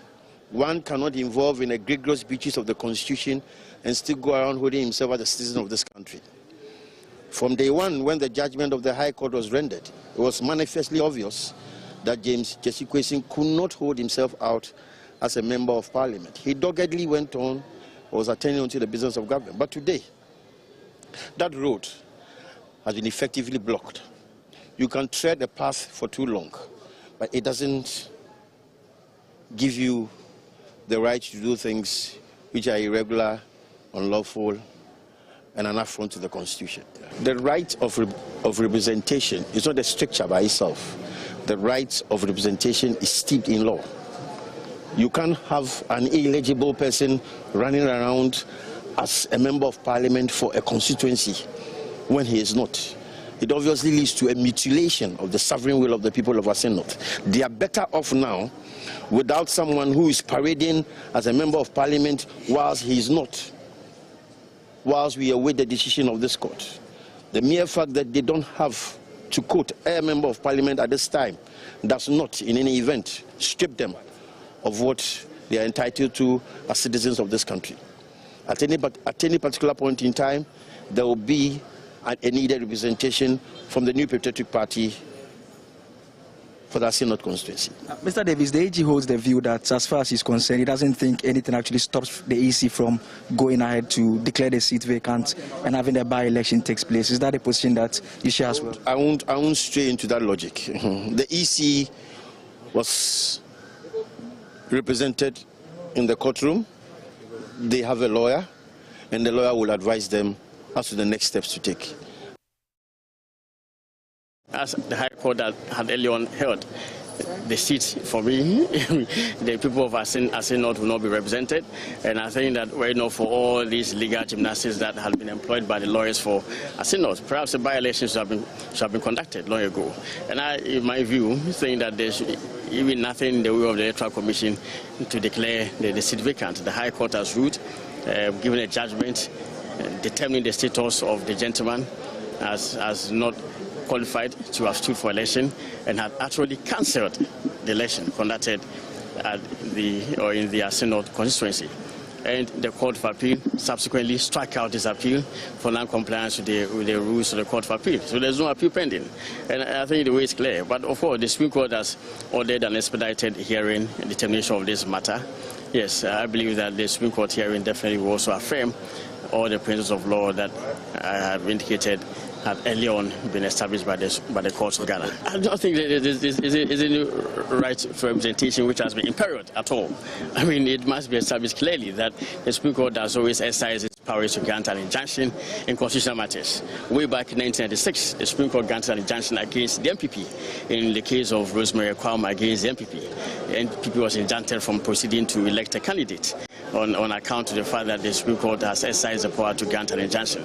It's a court of law and equity, and therefore the main basis for determining whether an injunction ought to be granted is whether indeed a clear case of unconstitutionality has been established. And as I indicated in the argument to the court, each passing day that the gentleman continues to unlawfully go to Parliament, he breaches the Constitution. So it's a running unconstitutionality. And I think that the Supreme Court is in its right to halt such a patent and running unconstitutionality.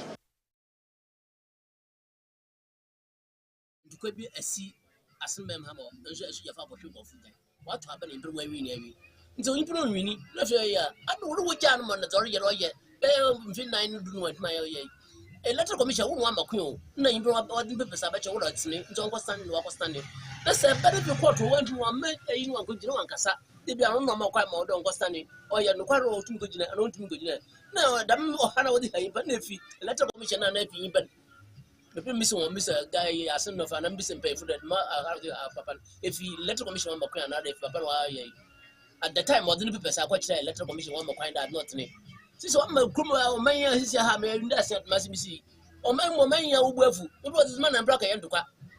And what has my father? What did Master about to Papanoso? See, our main room runs a young watch. I said, why you be your sound? My woo for my coy was my good gentleman. What is Madame and say, may I, yes, young was me.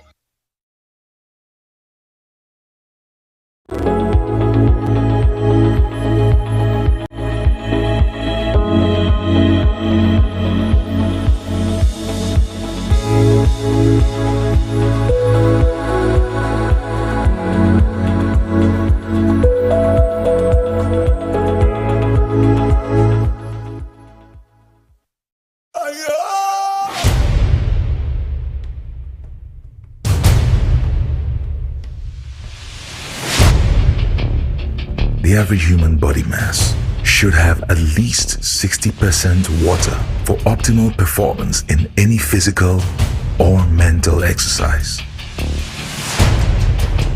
We can help you maintain it naturally.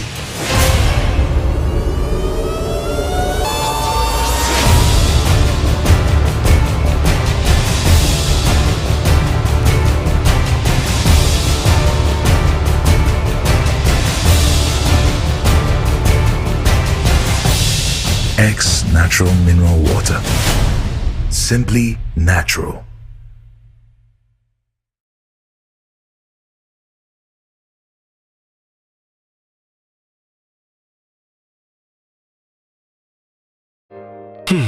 If a cry na menyisika, etia ye mefui.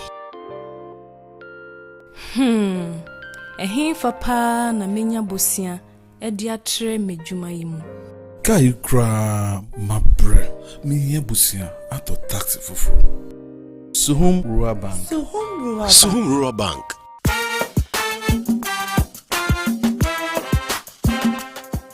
Yemamu akwa baba Suhum Rural Bank. Ye won hyehyɛ ahodoɔ bi te sɛ dwadifo abosia, ekokro bosia, susu account, and it does all savings account. Me bada chain savings account. And then the keka ho. Suhum Rural Bank was 034229186. Now one so what to miaka say. Suhum Rural Bank. Ama ene mayeka una. Suhum Rural Bank. Enti me pa minie.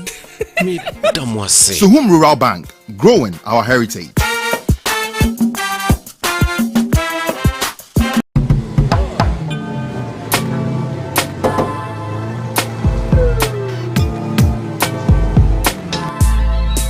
Welcome to AutoCheck Vehicle Diagnostic and Licensing Center. I hear my car can be checked here without going to so many Awakra. Sure.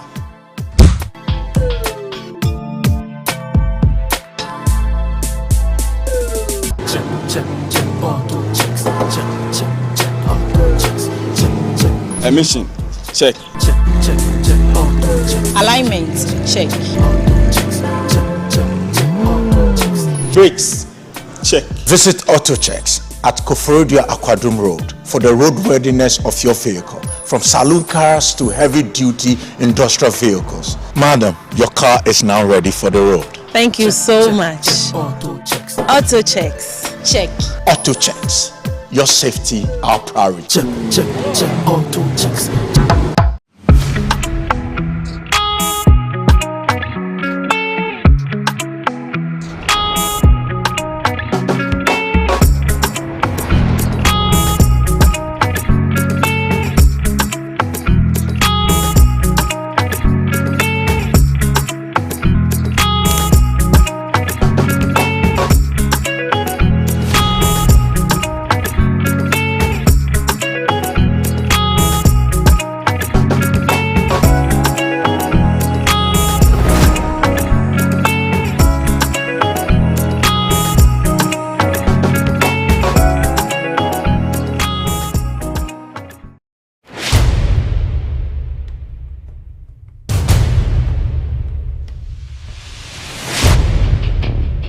The average human body mass should have at least 60% water for optimal performance in any physical or mental exercise.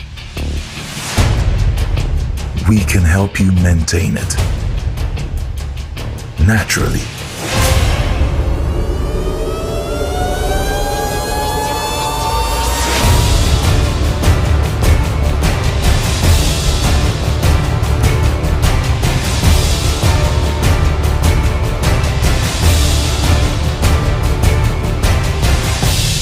X Natural Mineral Water. Simply natural.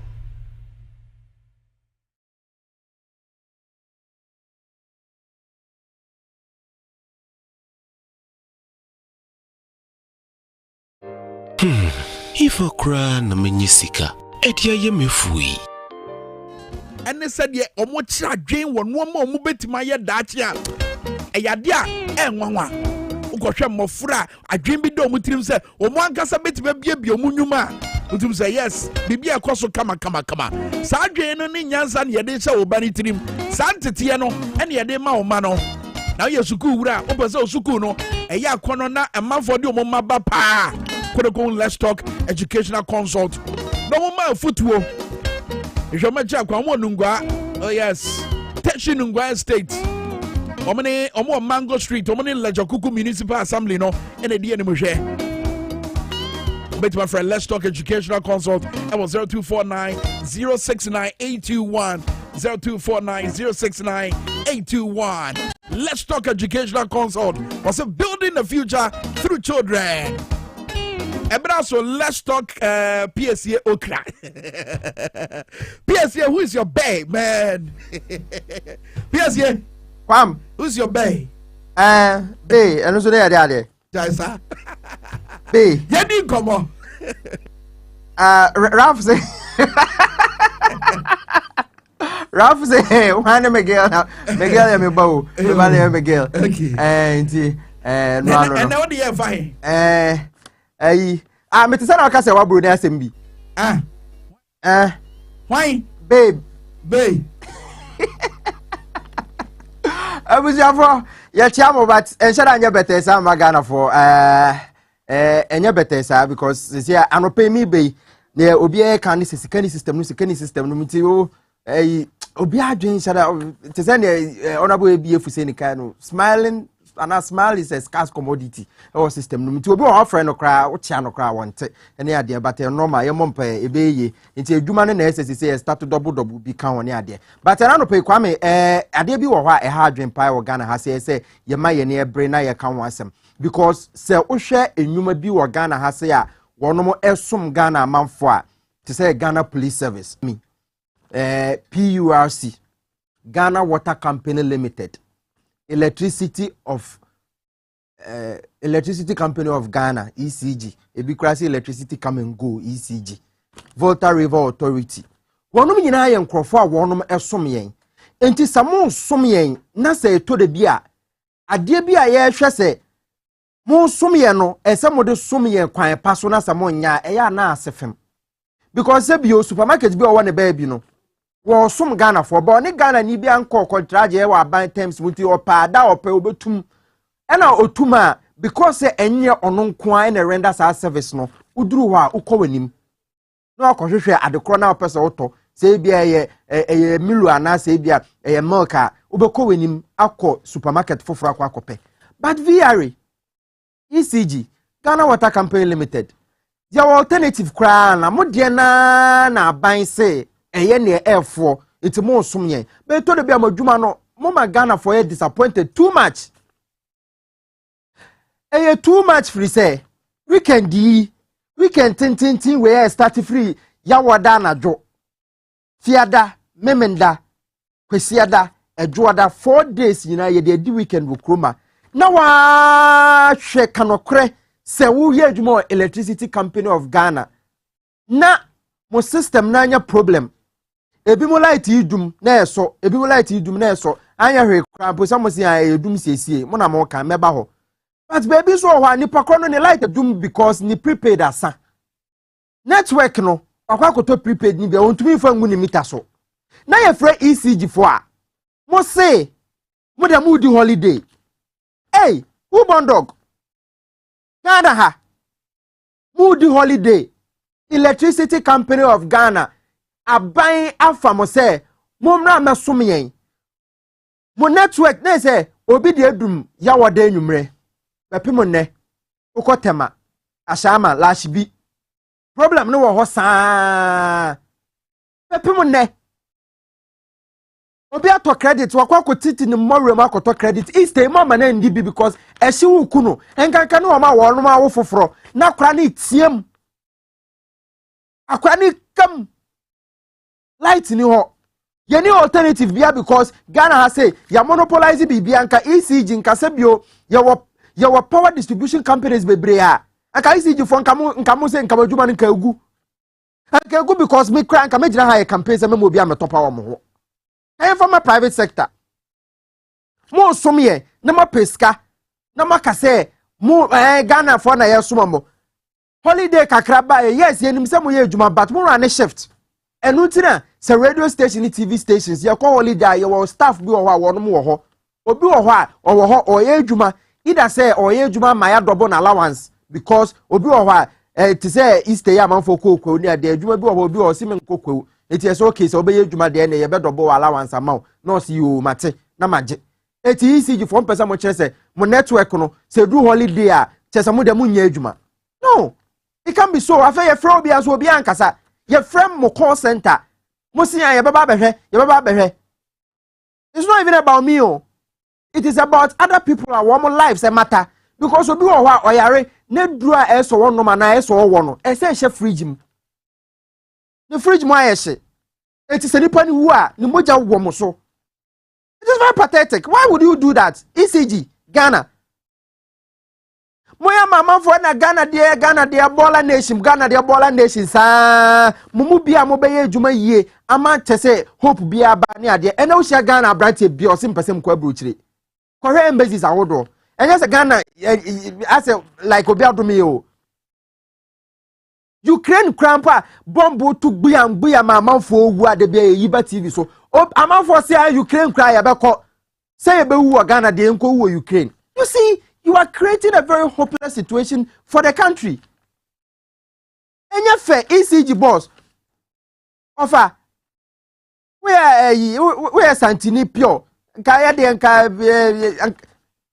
Ankaya Jumasa, energy minister, otu for the share precope. Now in some fun say Kosunapo, me offer now to na more you money, say Kotema Kore, Sabria Yakasa will beat him on the mobile phone, so our temanin and put him. When he light and yes, or Madum Canio, want to me recharging the prepaid, your friend, I must say, moody holiday. Ah, now say so, your friend is say your prepaid issues so about and they are preso sabre amika say masha say boy ECG for etia ye dumobi we dumobi light say see amika say amika say ye dumobi light dum so aba mo kan kire ye na no wai napo wai o press secretary me of Rodney Nkrumah Boateng abetro krata tentete akọ daily graphic dum so is not back na nkane na ye dum na enra mitifia no pasa fun ye dum nkane ebe enwumre mo my timetable bia baby wo ho amose mo bedum kane ma list reference places no enso mutu dum kane wo baby a che se ho krampo nka ho e basa ne amani Dr. Kwabena Donko beka say your power generation ade say ho atochima mo che se mo media on your side intia you have run to the media it's not so but what are we experiencing ye dum kane na ye so a ye dum so ana ye dum so Just mo dum so de mo de atare mahama ho na mahama time dum so no e bi mabiom mahama time dum so na e bi mabiom no a mo ka ho asem no wono no say obo no ho modi o kofa power badge bai true or false obi anim enyo no na dum so ne baaye ba mo na mo say mo fa yen ko back biom to say dum so no nkane na dundundundum no say etiefo be kaya ana ahwefo be kaya last year sa period we ye muna na po ba ya obeka say wo mo ye dum asiesie wo kai sa we no dum siesie sa ta April say ya April the first the second week of April say ya na sa nema ne course and then so sa ye say a power generation challenge mo say there be entisa na so de bia ye dum nkane a ene amanfo bebre pon adwuma mo frɛ fie say kane na aba why aneta mutumi ndi no kore man Yeti Dr. Kwabena Donko say no sika na nsem no me energy expert but you do me kania minim I don't need science to tell me say you do kania yeti Dr. Kwabena Donko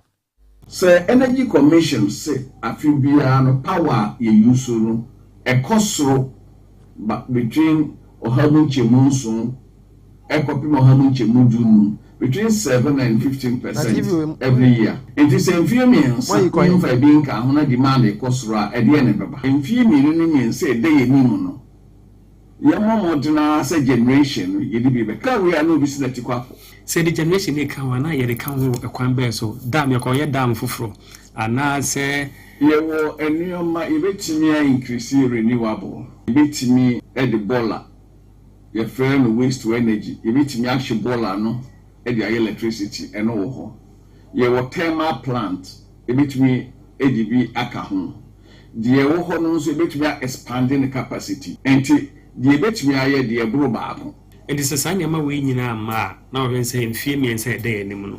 Doom so a bit my bar now say a bit about before in female. Say, amma na say, demand, echo doors on chain, supplier, say, a hunch baba.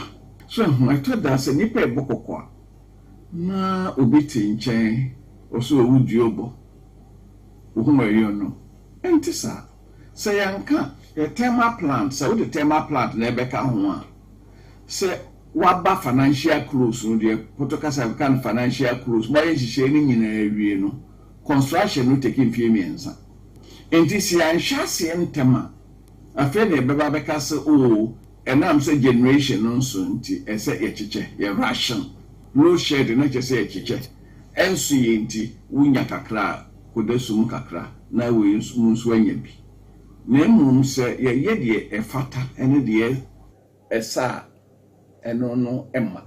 Na SS capacity na 2017 about we can. Since SS capacity no, me just say la work energy committee no. Afa hinfa.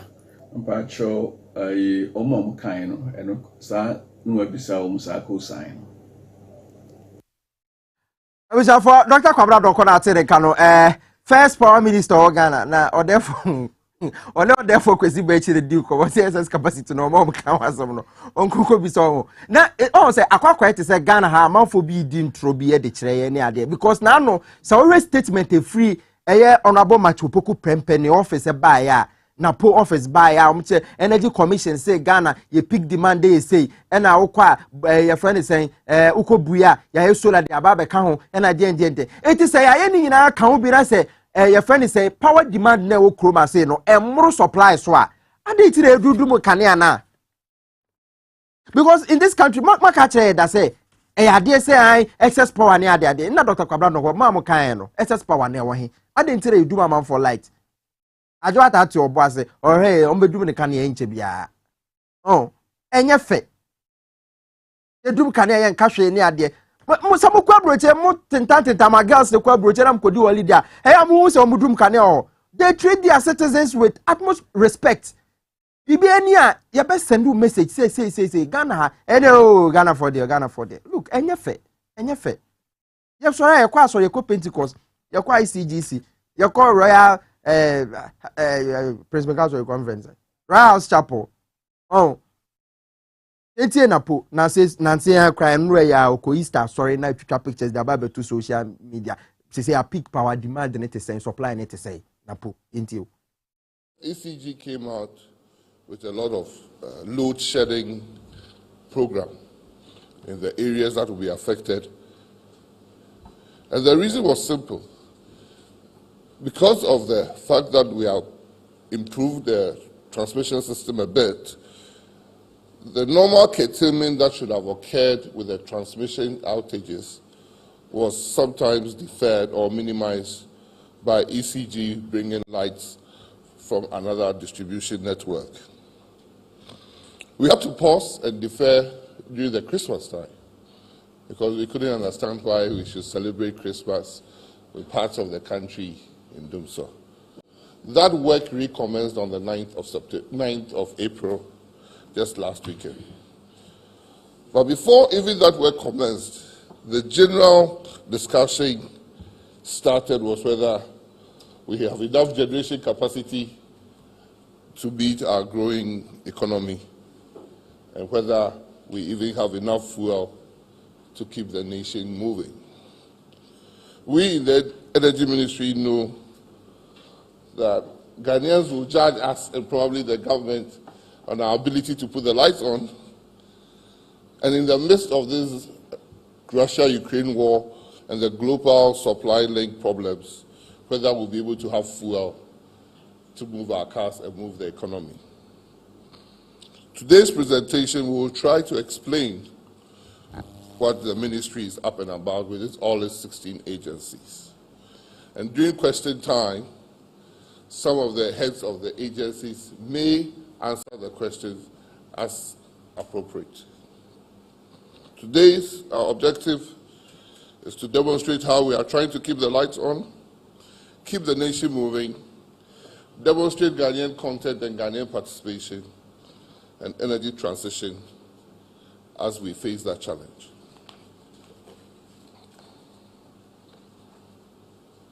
Our main objective as a ministry is to ensure there is stable, realistically priced, and universally accessible electricity, ensure availability and realistic pricing of petroleum products. So true, petroleum products pricing, we are all feeling it, it's going high. We hope to increase our crude oil reserve in this country to improve revenue for the economy, ensure that Ghana's energy transition happens according to our development agenda, and ensure that with our newfound wealth of oil and in the energy sector, Ghanaian content and Ghanaian participation is paramount. When we talk about keeping the lights on, what existed or what has still exists, even though we have been trying to negotiate, are varying power purchase agreements that has led to excess capacity payments. Even though there are government guarantees, all these contracts are still take or pay. Whether you need the lights or not, once the generator generates it, you have to pay for it. That is not made better by the punitive tariff methodology that we have.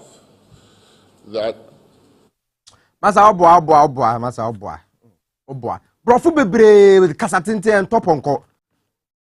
The issue is that Ghana yankani aswa na se dum.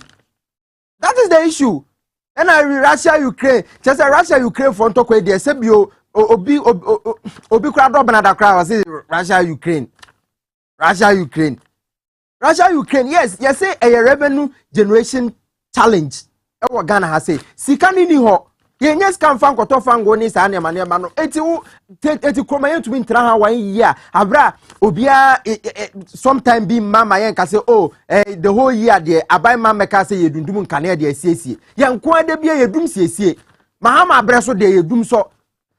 Mama abreso say ya no mba so power generation challenge say ba mo MPP for ya na po na wudi anim. Ena Mahama ombuga na fo ena Mahama otwa ntro sikani ho. Meanwhile now makwasa contract at the power badge banso mo gina simpie so eye campaign sa ka se Mahama di ntro ene ade ba mo de mo ka mo de mo se yengindi energy commission say for the Ghana institution bi abeka say ena wa make profit de na anu aye CVR reform I make profit of de na so mo boa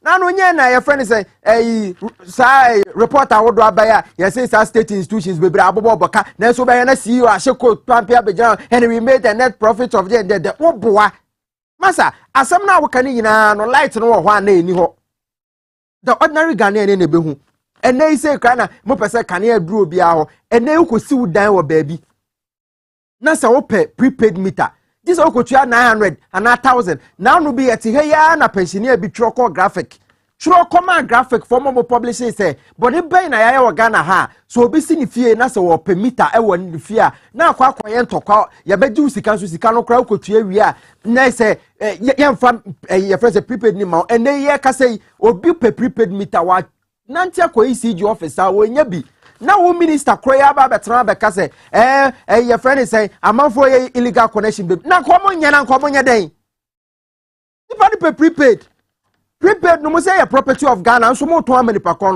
no so mo nya de kobo ni pakon dan ho mo say property of Ghana ni pakon no pebi oni skanti wo nya bi na kon kwotwe mfam na kon nya den ya kan bi na bone na adoso no ya kan hu bi e na bone na adoso minister mumra from kakra na mumra mehwese ne amanfo permita mudan ka munyi 200 ne ayi bi 900 ebi wo 1000 ya be charge no kwa jiska ni wi ayem fama abachita me wotema ene asha ama ne nimpotem o mo sesesie wo mo koto prepaid wo mo akoto prepaid na wi no mo ntumi emfa ngo mu mita so ECG fon so se mo nkasa na holiday no ye die wi ne obi aba adwuma adetira still mo nkasa kodwa afra mo saa mo mpeke call no ye di se bu o man abachita makwaba mina me jozo situation it say wa asha ama ne tema mina sabra me no kasa die obi bi opeso auto prepaid e wa asha man any tema die onkoda essence free and nani nansa na so prepaid esa and as a ban say we need light bi now upe bi ato a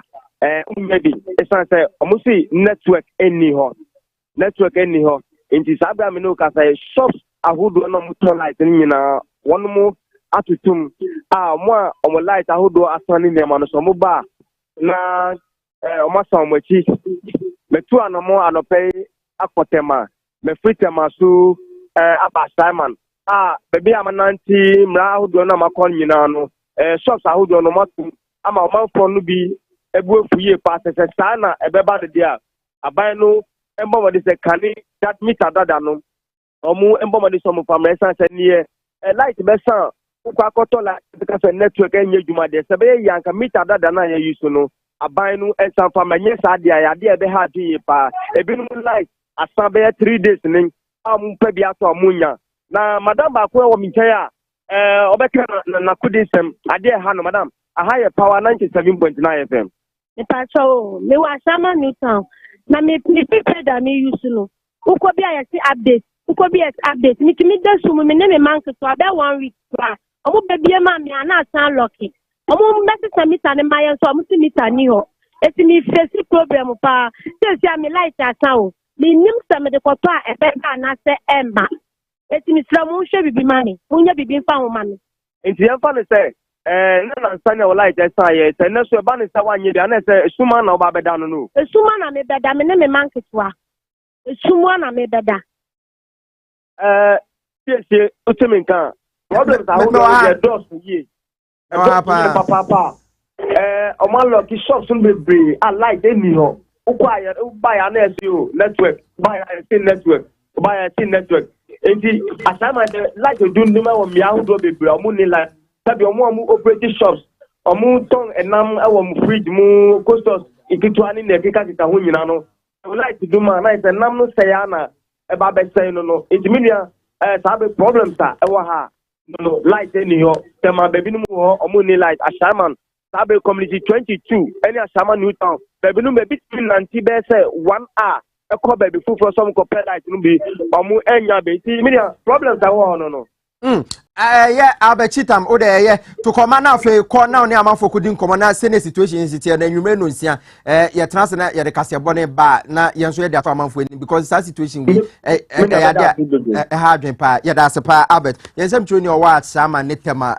enclevo e na wote se ye no twetwe nkomo abechitam no ade ne ha adwen se sie e na manya ye friend say manya message wa ha say ofosu asare o say PSM me o se me hwe o dun kwa ofen na kanea no saa o mu dundum no enso o mu nka hwe enkyere yen ene ade eno so no de aba no se wo chia eye Isaac Apatia incoming chairman for Upper Denchira East NDC yate asam na ha adwen ne ade amafo edundum kanea no ne ade mo so mo nka no kremfa nkyere mo se o ye ni generational issues bia it is a see no problem ne ye den frɛ na ye ne won kasa CCA ewa homa no so ene wo screen so no ite frɛ na ye no kasa. Hello, good morning.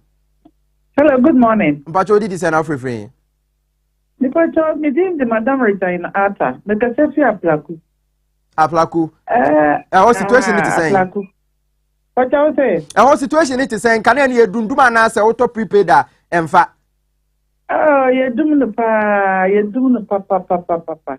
into one kind electricity kuna mo so ma here me pa chawo me pa mo wish me baba ko happy birthday then birthday wish na ni lante na boy na okay so I am baba me wish happy birthday yo I mean bua no ntu nkum yo ya me bibi o pe bia so onko so man why yate ya no I wish man ho na do here me da yate ya da se Mrs Nilante Van Der Point baby o bi anyankopon enka ho eti numbers no so ena uhu no we screen so hello, good morning. Takradi me kasa free takradi mpacho kasa netie ye friend me me kasa free takradi yete o de bi omudum no maso de enra dodo sen na omudum ye me enra baby amete omudum ne prensa 4 times asemo 4 it is one you say dum so na ba omu mayen tiate asemo mate yanso ya da se obetumi afre na afi ye no atumi atwetwe enkomo entino we ya Dwaboase dwumadie so power 97.9 afi TVXYZ nti radio for no ahoma no mo so betumi afrɛ na mo am wo TV so no screen no na wo hu no ofra na afi ye na wo akasa e wa ahoma no so. Hello, good morning. Good morning. But you did say na ofrefree. Me was your friend na very me favorite samba. Okay, sampa boko there. Samba boko na favorite na ye kan ye no de nyakubo se kan no kre. Na e ha ye pa e say 2 days and 3 days na. I say na so but me person mo say April be no e ba kase ye no mo wa asem because omo ta dundum no say ya be no e ba ye timintia. Enti mo ka jo say ye o ma dumu yo nya da mo no. Omo ti free be no ma so na be na ba April. Asemo. Because omo haya man for nam yo mo nema nyina say na njogo ye nebe kare. Asemo. Mate yada se ye share sampa ni suma ne kokon ane afi omo jama no nyina ye che omo 0204 155 888 0204 155 888 wadaro ma ofra ye no ebetuma atwetwen kobo ene aho kira baya amanfo koto ne ma prices no cost run ti obi wa or the 20 cedis ko ye stew kakra na ko de ahye fridge mo so amadum kanea mama stew asay waboka. Oh 0204 155 888. Hello, good morning. Hello, good morning. Mpacho di say na free. Hello. We did this na free opinion. Mpacho fama in Pacific Aquarium. Takra de boko na no pay. Okay. Fa pote na wa takra de na yehu situation no. Mpacho say. Fa pote na wa takra de na yehu situation no say sit. Okay. Okay, yate. Yete o. Masa. No Efekuma. Efekuma, yate. Efekuma. Yate. Kodo. Efekuma. Kasa yete. Ale amuntie me ewo telephone num ofra na wa Jum TV no volume no na afi watie me ewo phone no so mentie me TV no so. Hello, good morning. Oh, mun pacho munyini free so na for from bra. Monfa okay, yate ahoma no yentumi fa obi abium ti yemfa AC ha say we issue se Ghana niema boy edin o se ukoto niema ene week we o chan obako na etum yesi Russia ni Ukraine etu obi akwa akoto bibibi de niema de aye ne nkwan kakra bi wadi kakra o de ahye fridge m se wo kire obedi bia na yedum kane ne saa bo se ne nkwan na say ana ne stew na say na se ho kire na nkasa na mo ma na ye kese wo Ghana for so boni be na e de Ghana mpanyimfo orabo man to poku prempe yantete esa bibia ni a monka no kranche ECG for sa ahoma so kankan ni nsamfo na mudi no ye Ghana for we pay for the power, so why can't you serve us? Muntu binye adwuma na you should tell us muntu binye adwuma no so be akoto prepaid na prepaid no ntumi fa ngu eye ni meter so wakoto credit ntumi fa ngu meter so na 3 days obi 4 days ntumi recharge and then you think this is normal. Yakasa ECG boss yempe obi o ma na no asa se we buy me say mi ankasa me nue o freje so ena na me ka bi ma o ba se si am nka bi ma obi because am for ka se kwa akọ because we na un chere anye wadwuma ye yemfa asadama Ghana capsules ene be ma why emre won pema na se bia unhu ne ma so ya Ghana capsules betumi abo akọ ko pe bi why FDA agia tum se eboa ema moja no ena ne kama pa ma bibia akọ nkan ti ko ne ko pe bi na afi Prostar Joy capsules no so edura no so wo ho de ma emema a chese wo ye bema na se ojonso no enkoyie ojonso tentem kakra na ojonso nyense wanu munsuo bebre mpo na ye sa Prostar Joy no betumi abo nti wedi 35 years kwa sha se bo prostate no ho ban onom ba akọ dakra ebebo apa prevention is better than cure and wechi no so se prostate no issue ewo ho a mesrew kope Prostar Joy eno kwan na edura sabre ya je tuma me comfort de amount se kono kope bi nti se na osi hu screen so no sa na tie ehun ye white and a green baby e ton edu bia benya bi for 0244727028 0244727028 mpanyefo ebe ma nchirimo e chen mi de bi na post ni na duro no so eda so ewo dwa so a me comfort de amount na no pay se kope bi adwuma ye ya kobe inframa ye homekra na ze enye ene ade eti ya hohoro system num hohromoja num na boost we immune system no edro ba ko pe na ye comfort de amount eye imbusaba mixture no betuma aboa pa aboa boost immune system no kwa sentiment ma posi ni na dro imbusaba mixture ya jatum nkranfo mama ye nom na ye mo ye ho ban na kra no pressure kra wa hadodo the whole Ghana ye say baby a pressure blood pressure high greater kra because so sorry feel na wo bad traffic sa na wo akoma etene ade enti yenum we nemfa boost ye ho na aha no yare dɔso too much ibus aba Mr. Bebe eton aduru bia obenya bi quality post ni na duru no ne bo nye den konum bi na ho ntɔ bebe eton aduru bia obenya bi Health Alert Organic Shop Vision 1 FM St. John's obenya bi 0246208496 0246208496 ofra empenyefo be ma nchemu echen mi dey bi ma emfasi ana kwa menka messages ni bibra aba no ho na afi yenhwe ne amanfo kan na afi odun komo foforo so ba beto aso Ghana adwuma we nyame adwuma no enya so dem na ye ni nyina o sometimes ye bi wo ha so ye nyame adwuma nti bebi a wo bia no ochena mesa ba constituency na afi aba behwe de ma ekoso midin edi PSC okra ekrase reporter boys prefect chief tankers honorable with that constituency ochena obesa timenka bium sabre de bra kwam. Yes, yeah. Obi de nkraba. Omo mo twan wo Flitoji. Okay. Flitoji. Sa kro na wo bepo no so na eje wo kofuru dua. Ansa na wetima ye ko no. Yes, ye twan wo ho. And afa so wasam na ka be say. Kofi capital mo wai. Consumer protection agencies. Ahodu e wo oman yi mu e wo so mo kasama ye no mo wai. O cha se wa me here. O say. O cha se wa me here. Guys, you are my bae. No, the yes, listen, but serious. Why in the Becca Sama Gani Nina? What didn't sika didn't hold in sika? Akoto prepaid, Wakoto Kania, and you're good in Mitaso. I wash any so enjoy. Why in the Becca Sama? Public Utility and Regulatory Commission or PSC. PUIC, the same crap and 2 months cabium, minimum pampa or Yakasama for the PUIC. And I feel cost your friend is Ghana customer care crying Koye, Prisla Wellington, who are Juma Ghana how. Mu Juma Ghana ha Paris La Wellington because say customer care ya customer so bianca be my Kofi Capito ayira sewa me here nice me say PSC okra en common de emu do en ma hu so mu do na fafali lumo what the message about wo go ahome tenten en afenso Maria Adam also wo count there wa say Dominic Buachi Ediachi Loveless also Ediachi Sansuna fafali wonso di echi den Facebook live but sabre yenko ya de we Ghana therapeutics Ghana bam ene ne wonkro ne ba enura hodo mo di abadwa ma so yendi wo mo ho nkomo sisi wo TV XYZ but live on Power 97.9 Dwaboase dwumadie so yenko.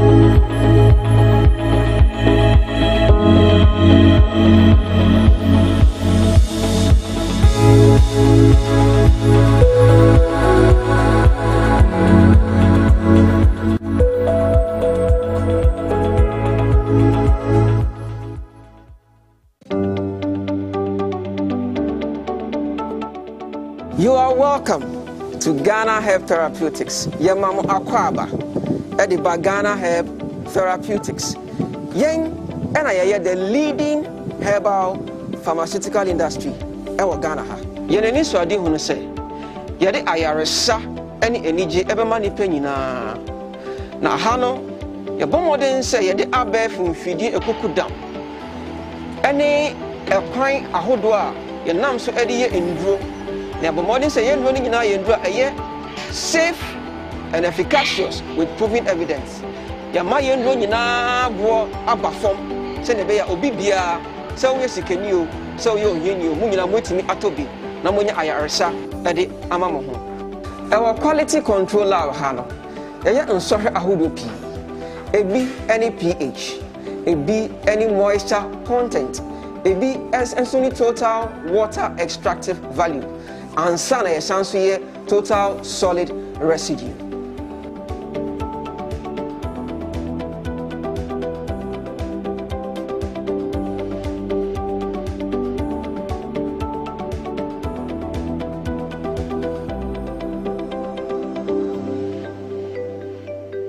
Near Abrante you know, or near friend the pH. Now pH no, abwa emaye hu se yedru no, acidic.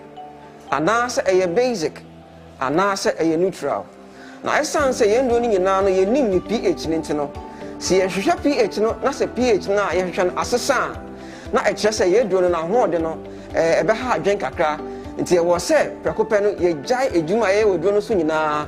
Na ye bomoden se ye be ye ntotui anase ye be correct ni nti a pH no asesa ansa na ye di yendo no aba abonten. Aha no ye di efidia ye friend say moisture content analyzer. ɛyɛ nhwehwɛmu ehu ne sɛ nsuo dodo a ɛgyina yɛduru no mu no ɛyɛ anaasɛ ɛnyɛ sɛ ɛboro mpɛmpɛnso a yɛhwehwɛ a anaasɛ ɛboro standard na yɛhwehwɛ na yɛsan so de eduro no kɔ ne akɔhata mu yie ne abɔmɔden sɛ eduro no moisture content no edu standard a yɛhwehwɛ ansa na yɛde aba bɔnten mfidi a aka nyinaa nso no ɛboa yɛn ɛma yɛtumi calculate ne yɛfrɛ no therapeutic dose ɛba no sa na yɛhu eduro no dodo a ɛwɔ so yɛtumi edigu capsule bie mu sɛnea ɛbɛyɛ sɛ wonom a ɛbɛtumi abɔ adwuma na ɛtumi asa wo yareɛ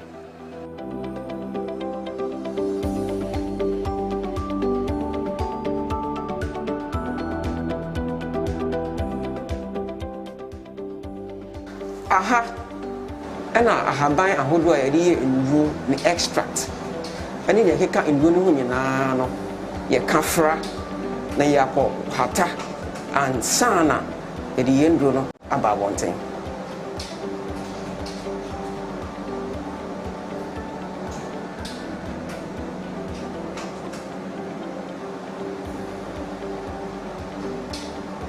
aha no ɛyɛ mailing room na yɛde abɛɛfo mfidie a ɛyɛ stainless steel ɛde yam yɛn nduro no ɛma yɛnya ne fɛ no standard pour size ansa na yɛakɔyɛ ne fɛ no capsulation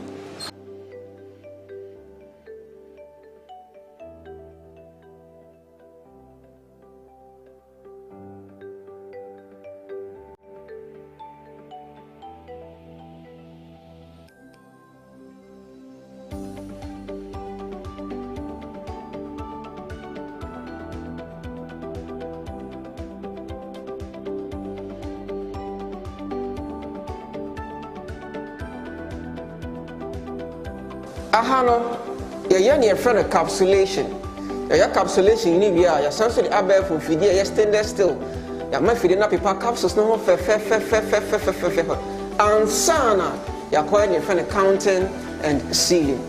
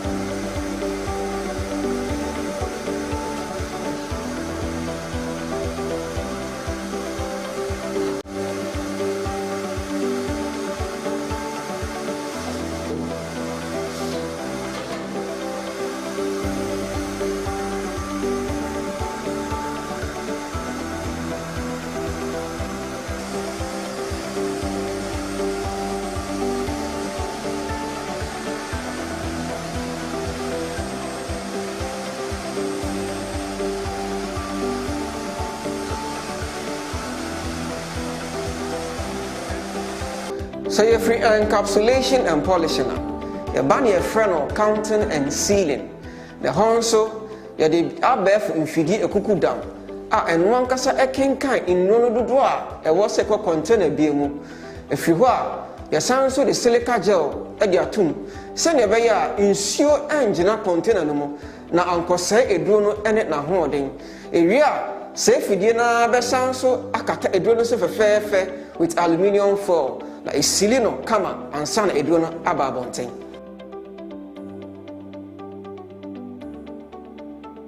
ahano ye won fidie a emma yendro ni nyina na hyenso de ne friend label ewe fidie na nkasa asama ne friend manufacturing date ewe asama ne expiring date na wasanso ama no batch number enru ahodo a mo hu se ye di efan fidie mu nyina ne yeso ahwe no nyame adom ni nyina aba bonten na na mo hu say ye display ne fefefe e wo ye table isu na senya mo nim de da no ne edi kan e ye Ghana bam edroi no e ye nku won aso ano ye hye na ye nam honam ya obi ani ho a edroi entumi ensa enti se ope edro a etumi etu oya wase na eyi free ho e ma ho etowa pe Ghana bam ye won ahodo mienu ye won kese ene ne ketwa nya wo sika betimi aso no na wato ni atonso mienu no eye prostate edun won aso a ye di ebedwa so e fa ne prostate joy we bema bia wo pese wo bo prostate gland ho ban ana se wo aya ka che se wenya prostate disorder no we ni edura ebetimi aboa and as when ya urinary tract infections mpo a pedro friend prostate joy na Ghana ha nyina no eno ne edura etoso baako eduro bia esen eni ho biom afen so eno na aka no enia ebedwa so very soon we aya Zulu 3 in 1 emma matinka akofom a munya ne friend feelings no afei mo nso mo eduro na ebedwa so nti mo hwe enim kwan enche bia eba afei sɛ woyɛ bɛma wa ho de ekofom ɛwɔ mpemu a anaso pɛ sɛ wosisimo ɛyɛ den ɛnde eduro a yɛfrɛ ne sɛ Ghana man ɛna bɛboa wo enche bia yɛde bɛbɛdwa so ɛne nti mo nhwɛ yɛnim yɛsan so wɔ ne yɛfrɛ ne save 500 Ghana ha nyinaa no yɛka immune booster ano ɔden na ano ɔhyea ɛyɛ saa immune booster we ɛno nso yɛ duro bi a ɛnkyɛ bia yɛde ɛbɛbɛdwa so na yɛtumi ako eti ayarewa ahodoɔ pii ɛne nti mo nhwɛ enim Ghana Herb Therapeutics yɛnani so ade hu no sɛ yɛde ayaresa ɛne anigye ɛbɛma nipa nyinaa na ha no yɛbɔ mmɔden sɛ yɛde abɛɛfo mfidie ekuku dam ɛne ɛkwan ahodoɔ a yɛnam so ɛde yɛ nduro na yɛbɔ mmɔden sɛ yɛn nduro no nyinaa yɛ nduro a ɛyɛ safe and efficacious with proven evidence na afei nso no yɛma yɛn nduro nyinaa boɔ aba fam sɛ ne bɛyɛ obi biara sɛ woyɛ sikani o sɛ woyɛ ohiani o mu nyinaa motumi atɔ bi na monya ayaresa ɛde ama mo ho wei ɛne dwumadi a Ghana Herb Therapeutics yaba si eba bedi wɔ Ghana ha ɛne wiase afa ne nyinaa ɛno nti ne sɛ wopɛ yɛkyiri akwan anasɛ wopɛ sɛ wo ne yɛ edi nkɔmmɔ anasɛ wopɛ yɛn nduro yi bi etu atɔ a wobɛtumi afrɛ yɛn ɛwɔ 0244 727028 anaasɛ 0244 754380 yɛda mo ase Ghana Herb Therapeutics abɛɛfo ahara fie.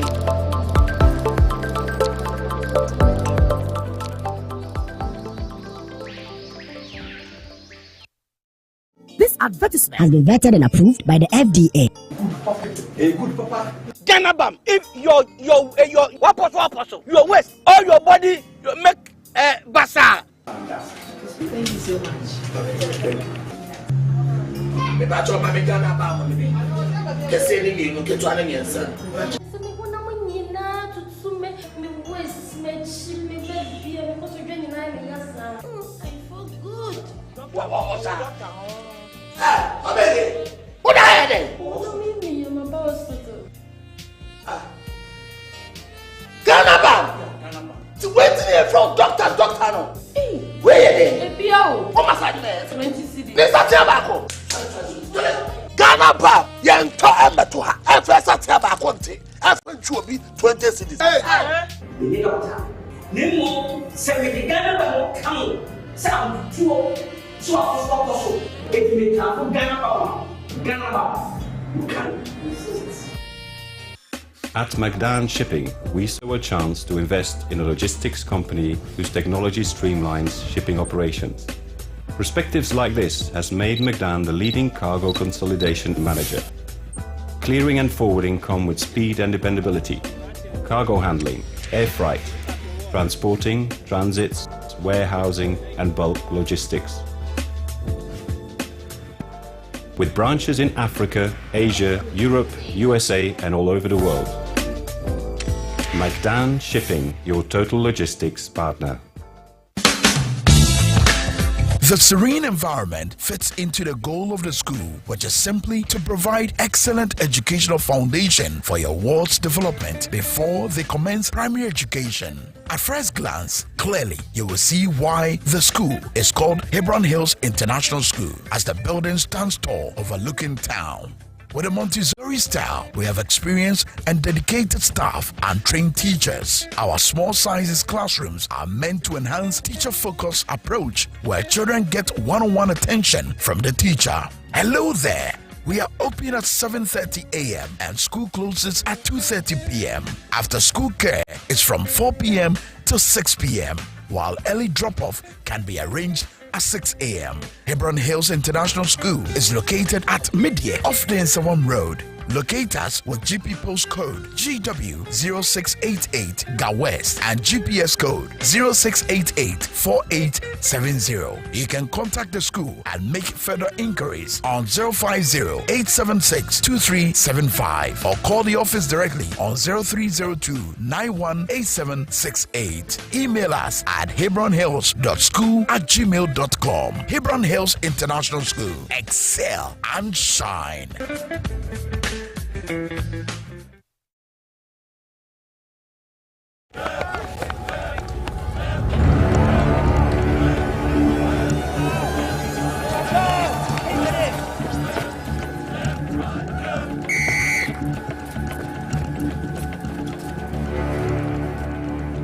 We are one man short. Should we invite him? Yeah. It be old cargo. Can I join you guys? Yeah. Always drink fresh, natural eggs, mineral water.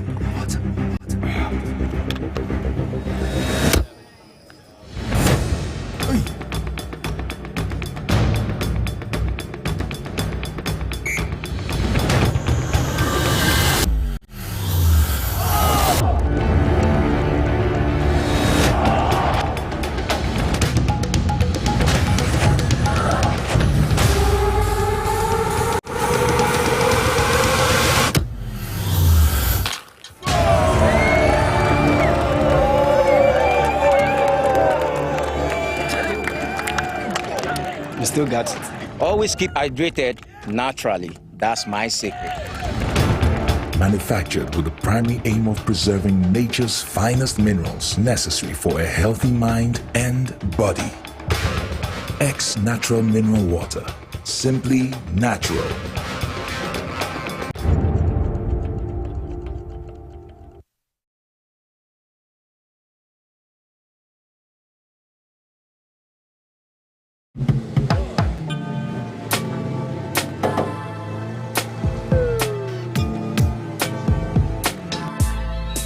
Welcome to AutoCheck Vehicle Diagnostic and Licensing Center. I hear my car can be checked here without going to so many Accra. Sure.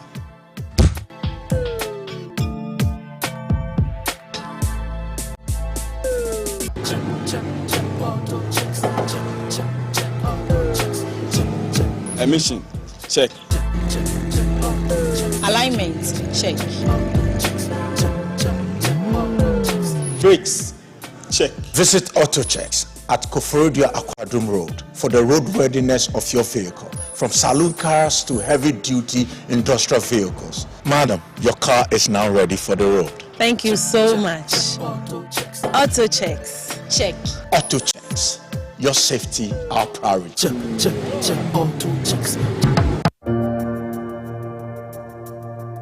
Welcome to the Royal Dazzle Event Center.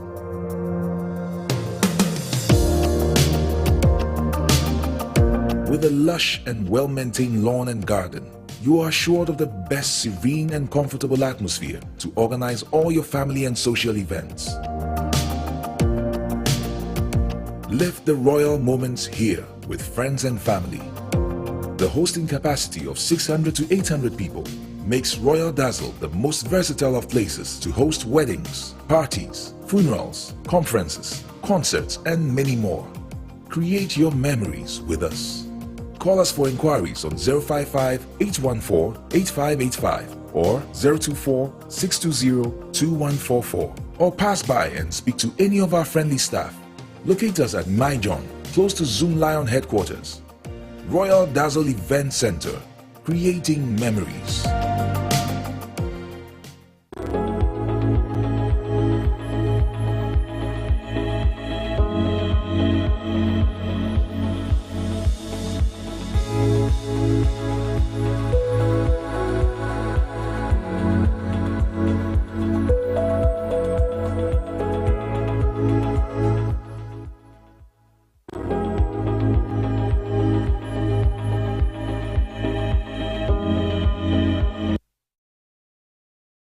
For Dwaboase in Power 97.9 of so TV XY the brasses of mine ebetenase na yen komo twetwe no yedwedwam yebusa questions mienu de di kan eh hia ye Sai levy nsensem ya abeya ye tight and afenso ye sikasem entutu ye nsensem ya abeya yegu so aye bobo hu. Ensem a ye tifri aban ano anaso momo aban ano se Russia ni Ukraine na akofefa we nyina aba no. Question is say nokure be ne wom. Abedwafo atena se ye ba bedi sa nkomo no. Afei aduane boa ama no ma bo aye den. Na nanu ya ye ka che say the last time no ma bo ye den pa wo my Ghana na ye 2009 and nanse ya de no a biti 2009 de no and now say nuane bo aye den ti no ma bo aye den ti inflation in am 19.4 no. Dien and ama no ho kwan a ama saade we aba. These are the two main issues ye ba be discuss ya no pay e wo Dwaboase dwumadie so power 97.9 afei so TVXY baby a wo bia brabeka dwumadie no miente wonka e wo adwenkyire mu WhatsApp no line no ye be display e screen so masa bobo numbers no so e dey ache when afei so ma mu di achi e Facebook live power 979 and a TVXYZ Ghana ma mo hwe e YouTube no XYZ broadcasting and afei so Ghana web so ma mo ye Ghana fo amowo amanone mu di achi mo kan ye ho miente monka wa bra mo hwe ye live e wo Ghana web ntimo miente onka e wo platforms ni nyina na no pay ye nyina ye ni nkomo abantie wotaba ha but ni dibre we time so nti enkomo we no ba bia ye de be fanti ehia pa se be dan aha no so adi the church no doso we certified member of Association of Certified Chartered Economists USA ora Bernard Odro Techi kai se ono so na ye regional coordinator Emma Kaye West Africa POT akwa ababache soba Dwaboase TVXYZ fo nyina na fe so Power FM fo nyina so ejo so yesu hu sori ye mu ana ye wono Pami abrowa bi na kan yo se okoto se sofo bi ye aso ne wanya nipa yesu hu nsa na oje yesu hu santum sunya gaga abuziafo afenso ye ayeta di dwana ye hwe animu se no ma befiri amanone aba no omo no ma dodo na ya na fa ezuo so na omukuo kese no ona da omo ano in fact ona ye omo executive secretary me kasafa ye Importers and Exporters Association of Ghana na no ya so ye te se was wonya kobe mampanyi pasan komo no me ye sure say later ye bedi owura Asaki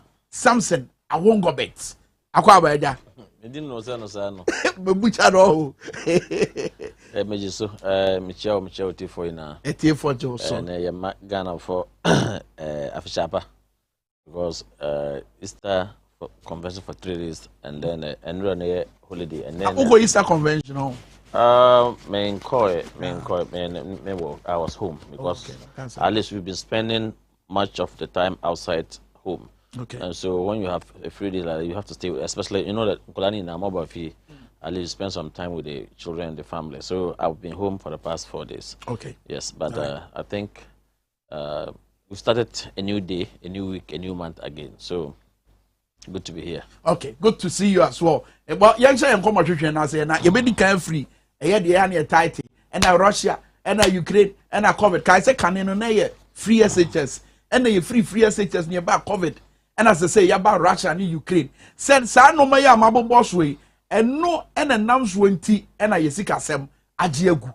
Me shall share free a year BOT on the score. A year near title free Omo ben Titi Mampany abedi chenano the lecture ye he blamed Russia and Ukraine conflict and for normal bebre to yesika sem so. Ken Oforiatta finance minister. And of course, nano BBC interviewer, your Mampany Nanado Danko Kufuado a year no. Russia and Ukraine won some ebemo what I can crate mo kenkan no ma no krebe pa na what's asem right kwa ma mensa no nchia wa hwefo and clearly no ma ye nyina ye ntia ase se Ghana nye island Ghana nye kure no nko ate ne ho wo ba bia wo beka se de esiwa amanfofo so na affect Ghana. That is totally not true.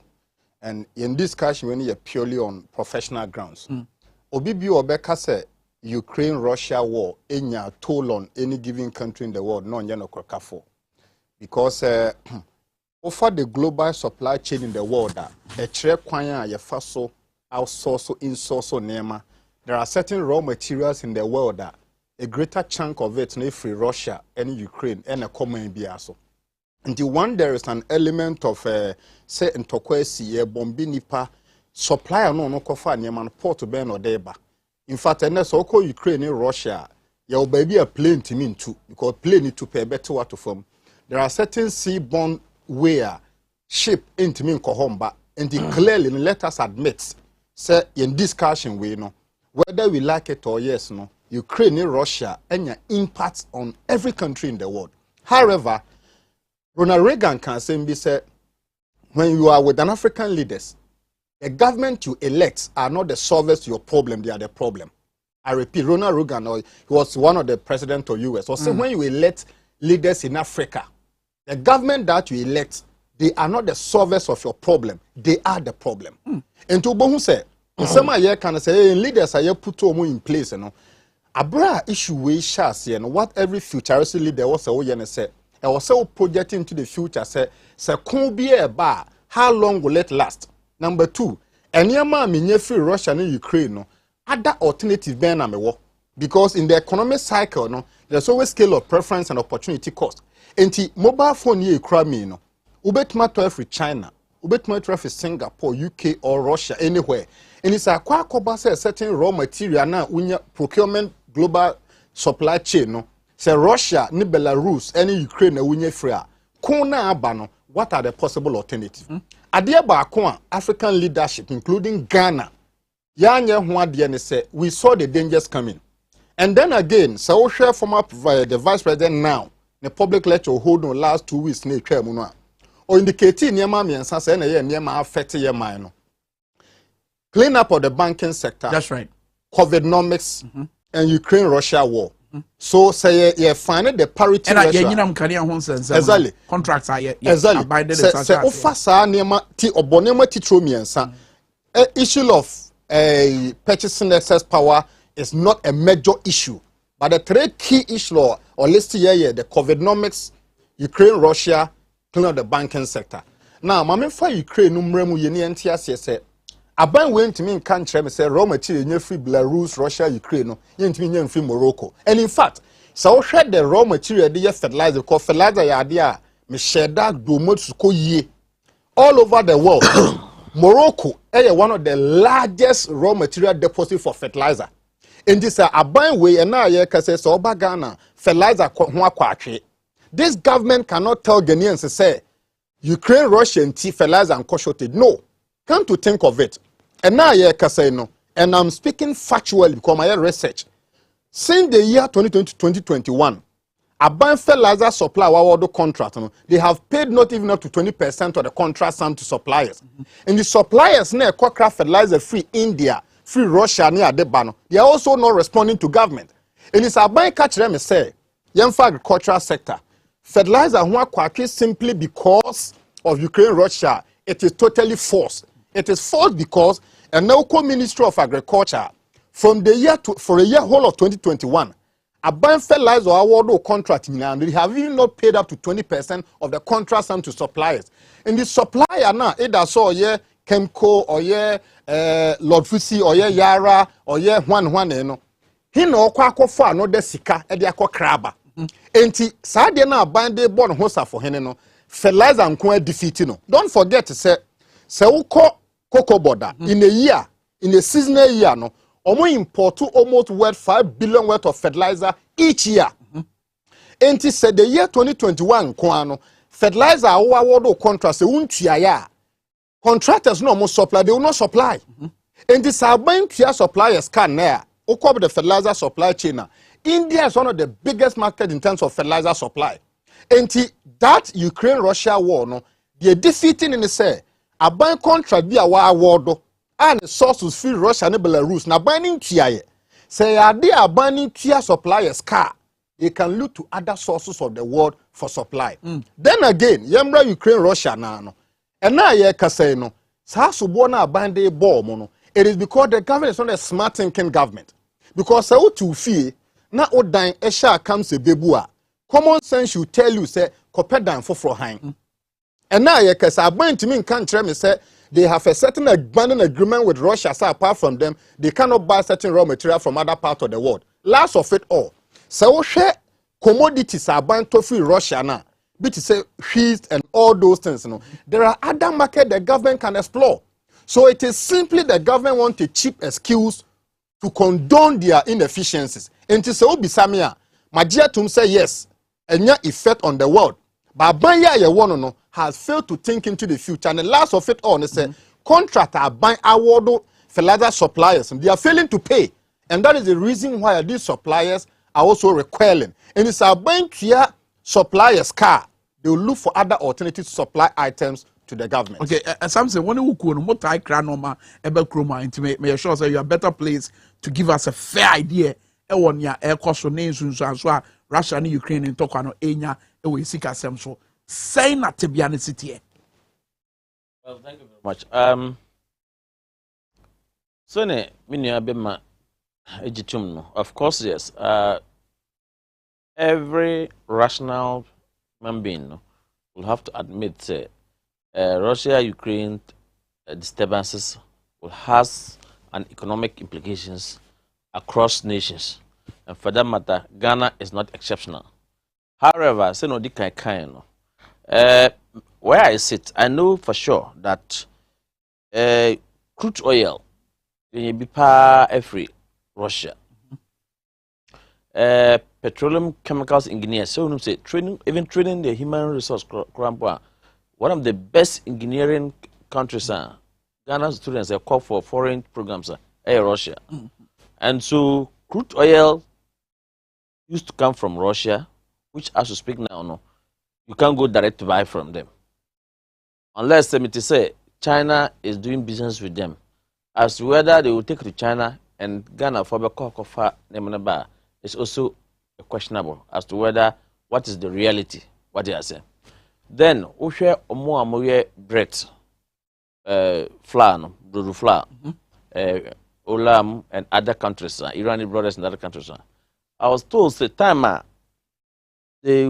most of their ships loaded to sail. Then the first disturbances, bumping began. And so those vessels could not move. All right, because of the sanctions and other things. So it has brought another further burden on wheat and sorghum and other things from Russia and Ukraine to come to produce here. So it's going to affect the market in that perspective. Already, you have to say prices of that commodity has shoot up because it means that before the disturbance, they have already imported some. So they are producing. So they hold it on to see what will be the market situations. Then they realize that we are no more getting more raw material. So the small that you have to increase price, coupled with our CD depreciation. So it came at the CD depreciation. One at Russia and Ukraine at the buy. Well, you can't. I won't say it is 100% Russia Ukraine at the buy, but it also determined from the economic managers. The economic managers are also playing a role leading to that CD to dollar depreciation. Of course, say the only entity that's supposed to tell us what is the rate for today, like today is Tuesday, isn't it? Is the Bank of Ghana. That's right. But it will surprise you. It will surprise you that you will go to the bank rate will be there, then there's nothing in the commercial bank. Meanwhile, before the commercial bank trade, they get the forest from the central bank. Then you end up telling an importer to go to Alaji in the market to buy. So three topmost commodity is what is affecting our market currently, as he said. Fertilizer, crude, and then wheat to feed our mills to be able to produce the flour for the market. So as he said, if Morocco has fertilizer, then why will we complain about fertilizer? Because unless one says that I've already gone to pay in advance to my supplier. So if you have paid and the war rope in, how will you get the money? No, the old No, it's not like that. What can I say? If I medicate you, like you have this contractual agreement, maybe all year round, you're supposed to supply me the crude or fertilizer or wheat or whatever. So I've paid you ahead of time. your responsibility is to deliver it to me. Then upon the process to deliver, then there's a war. If I have paid, then I mean he has to go and look for money elsewhere, which his capital is what locked up. Apart from that, the major aspect that I want to say sentiment with my brother is, if a contractor had supplied the Ministry of Agriculture and you have not paid, of course it was admitted. I think one of the forum, they admitted that they have not paid the contractors, and so the contractors are handicapped. And so, other than that, if the money were to be there, they can look elsewhere, as is rightly pointed out, Morocco. Of course, yes. Of course, yes. And yet, during the period of Russia-Ukraine. That's right. But previous years, the government has been there for the past 6 years, am I right? For the past 5-6 years. They're in their 6th year, isn't it? So, of course, maybe the 2017, maybe you are talking 2019, or you are talking about 2019 or 2020? 2021. Yes, 2020. So perhaps it's even more than there are other more years that you and I don't even have privy. 2018. Yani bi di nkomo 2019. Yani bi di nkomo 2020. 2021 so yani bi di nkomo. Air contractors. So even before you know, sir, it's not only they. Perhaps you go to Ministry of Road and Highways too. It's also the same thing. Contractors are in indebtedness. The government is supposed to pay to them, and government hasn't paid yet. So it boils down to the managers of our economy. As I said, a smarter person, business person, who have his cash reading between January, February, seeing that there was tension between Ukraine and Russia, having his cash at hand, will not go to Ukraine or will not transfer money to Russia, knowing that anything that will spark, you are likely to lose your entire capital. And I'm sure if you open your lines, people who had, because I'm in the industry, I know people who have gotten that all year round contract, that they have even done half payment of it or full payment, because of course they trusted their business built upon trust. Okay, upon trust and loyalty. If I pay you, Prince will supply my raw material all year round, then they've paid you. Little did they know that some of this thing was going to happen. But Russia and Ukraine didn't just start overnight. There was a conversation leading to that. We were reading between the lines. We were seeing the threats. So if I were holding my money at that time, I wouldn't have sent to you. I would probably wait to say, could deliver, I pay. Okay, but Ghana buying or Diana, what brass are threats and say, we can not a done when there's a 100 to habit messing on. That dear pan and Ghana buying bit my year. Said a bayer and to quiet see. Ain't minions so more CSA and now where you seek us so. Well, one thing is Ghana is a sovereign country. Perhaps Ghana, through our national security, what they were picking intelligence, they could have advised the Ghanaians that look, we are seeing this thing. So perhaps those of you who are doing business there, of course, it's not government who import some of this material product by themselves. Yeah.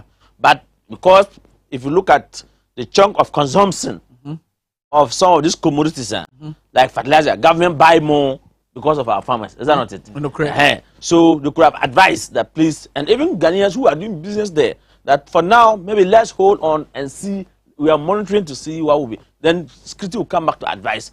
Perhaps maybe the president used to do what we call it, what do you call it?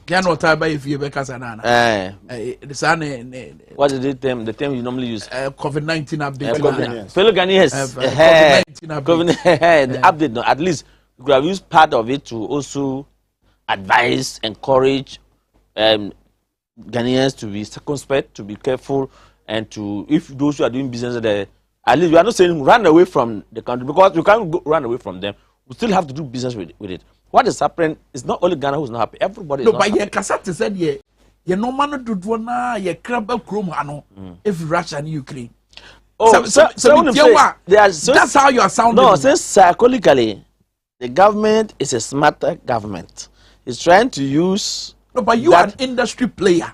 It's the kind industry as exactly. That's what I'm saying. That you are asking me a question. I'm answering you. Yes. I'm saying that the government is just trying to be smart, using Ukraine and COVID-19 and what have you to come and say, tell Ghanaians, look, it is not, we are not performing, but it's because of ABCD that is making our inability to perform the way we're supposed to perform. But like President Akufo said some time ago during 2020 campaign, also say why we won't bring you to come and spoil the country again. So the point here is, it is not about propaganda now again. It is the reality done on the government. What will the government, what pragmatic measures that the government is putting to put confidence in the Ghanaian people? Okay. That is the bone of contention now. Okay. We strongly believe, say, as he said, you can't give every blame to COVID-19 because COVID-19 abayiska. You can't give every blame to Russia, Ukraine. You owe Ghanaians contractor or not? Did you pay them or you haven't paid them? You haven't paid. The question is, you haven't paid them, isn't it? You cannot talk of fertilizer shortage because there's other options. Tell your contractor if you are actually paying them, they can look elsewhere. There's opportunities somewhere. I remember vividly that until COVID-19 came, we didn't know what we call Zoom and other things. We used to know about Facebook and Skype, but it created opportunity. So, the same thing. Russia, Ukraine, perhaps as we are here crying, other countries are benefiting. Do you understand? Because we heard that Russia is doing business with Chinese. That's right. Is that not it? So is Ghana not doing business with China? Of course. Why can't Ghana government tell Chinese government that we used to get our fertilizer from there, but because of that we cannot get direct ship through here. So maybe if you get it, we'll get it through you to our country. So you have to think outside the clock. Okay. So I'm saying that shouldn't be the basis. The fundamentals of what we find ourselves now is that the government has totally failed to deliver its promise. Okay, well established. Mami for BOT mrem. Quick one. Yes, I'm a reverie. Yeah, shadi bi say. Nano na me ne ahwefo ne atie for charge bi say. Bloomberg for report bi omo ye say. Ohwa mama hodo wo wiase afa na nyina. Russia ne Ukraine ade yi ba ye no. E ba fa ho say afa ho boy kosora. Wo mo tete to so. And I think so. Aban na nkasa efa kwan bi so no ankasa be so e kanim se be ya amanfo kom be hare wo. O ka say aban fa no man tutu akwan mu a se bi na wo pa akira na. Okay, Kwame me yi sa okusana na but a quick one. Many opinion indicate say there are other product and commodity you trade with Russia, Belarus, Ukraine. Yeah. Among other commodity no. The three major ones are fertilizer, crude, and sheets. Other ones can one. And they are minor, they are critical. Oh, I mean there are other things. Mining equipment. Mining equipment. The best of it, no. Yes. China, Russia. So armament can work on national security. Some of the two ammunition they use to Ghana, no. So more disclose here about 40% for Russia neighbor. Quick one, no. Sanyama yensen na no. You bet my wokrum ha. One, fertilizer. Abra, former President Kufuor, who discovered oil in commercial quantity, no. Professor Mills ne Mahama, Barumbe see at Dwaboase. Fertilizer be an materials that you produce with fertilizer. Either you go organic or inorganic or speciality. Abra Ghana discover you see at Dwaboase, no. Aban be or drink con kind no. Ebe who say. The byproduct na ye tugu oil sector na your friends say flare ye flare no ye shit tugu no ye convert man ye natural raw material for fertilizer production. Abraham e kofa MCF ba Ghana say ba besi fertilizer wo ha no. Agric minister hwemi on kan che Ghana for say o ka che MCF for no me ameti he say omo ba besi Ghana Fertilizer Industry Limited. Yeah. Now that time, no, omuni OCP, I feasibility study to the sense the following year on the sea industry. No. Now, me beside I was with him on that day. Good. Me beside great minister say, Abraham in share was in 2018. At that time, no, now you mini MCF for a 3-month feasibility study and Kayebe see the biggest fertilizer industry in Ghana. A great minister catch here say, omuni OCP, I omudi area. The next year, no embassy. He made this statement in 2018. This minister, maybe sir, great minister say, 2018 a tremu, 19 a tremu, 2022. Where is the industry of the government? Master, I mean, agri minister, we are Wahano. That be okay. Talk is cheap.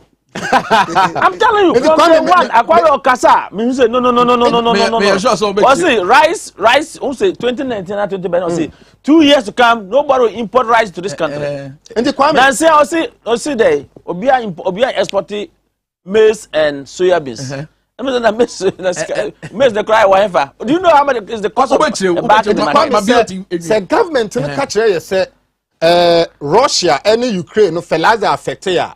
Me country MPP are say the cause of this problem is that great minister. Because and call my queen and any MCF fire in project now. And ka ebia no gas na ye flare to go at abono abana na yet me akon to partnership aye yusu and na ye ka say gas no eco waste abana to make productive use of it and this same Greek minister 4 years later is still telling Ghanaians say fertilizer ho akwatwe because of Russia and Ukraine. I keep telling people say politics in kwa na ye bia we reward incompetence and ka mai bia and ka competence ye aduma nka wasa ba na great minister wa resign. Point number 2 a crude. Kwame Nkrumah anya Ghana bro or my Tema Oil Refinery Limited. And now you can say no aban ye otisu you know wa create a cartel called political entrepreneurship cartel. Enti amount for the license oil and was ye refining what Tema no omo the license no kraba. Enti sa aban catch them say crude no ye craft Russia and Ukraine. I am telling the government to say you put Tema Oil Refinery to work amount of crude free outside no so better last of it all a sheet Ghana na ye bia dan ya yitimi no opa me emumungu fam niema e ho tere ma ne ndia banchi e be free. There are farmers out there you say are planting for food and job and under Greek minister he is one of the problem and COVID-19 of Ghana, one of the problem and the COVID-19 of Ghana, that Greek minister. So also why you're planting for food and job and exporter? No, a disaster. Bisa who said there's you afraid to be non-traditional export. Yes. You will any be why you fancy you see a bear export. Sheet could be one of them. Since Oba Baimuno, Omayun policy guidelines said from 2017 till now. Cassava, or cassava. Diana, what to me? I was cassava. Oh, say clearly no. Some na ye cano. Ye can because some of us are practical experience. Abaya onye committee solve problem. He give excuses. Nansanya Barbados Prime Minister Bagana. And so call Barbados how am I and because of Commonwealth no me will explain with Barbados because they are part of the Commonwealth. And yet rocket science. And your commitment on the part of the government to solve problem. By your by way now you one or your government of narrative. So Kasake. Yes, assembly here now what two social media langa the gum. And to bones okra bus in piano or kind of now they will insult you.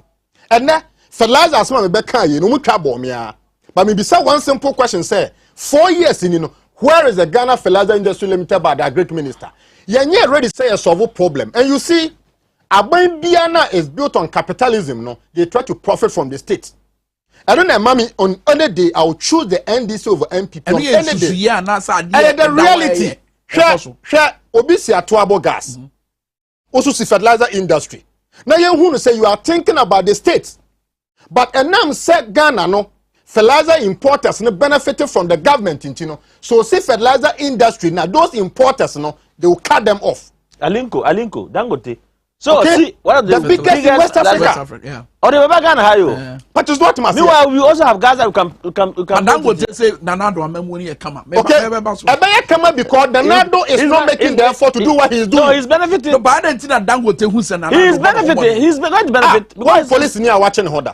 Say. Why police near what? Boy, businessman. No, he's going to benefit. He's going to bring his fertilizer here, and we are going to consume his fertilizer. Me am te ha say baby e be ma me market. Yes, baby e nkosu ya won ento bo nko. When will be your poultry farm? Na baby wa packing the crate of eggs and sorry no pan wa kosesa bo na otoko ho. Dangote is saying so because Yabano is not thinking to provide solution. Sanka ban wenya oil, wenya gas. And who see fertilizer industry where John Dramani Mahama. Who said sugar a key commodity no. O si Commander Sugar Factory.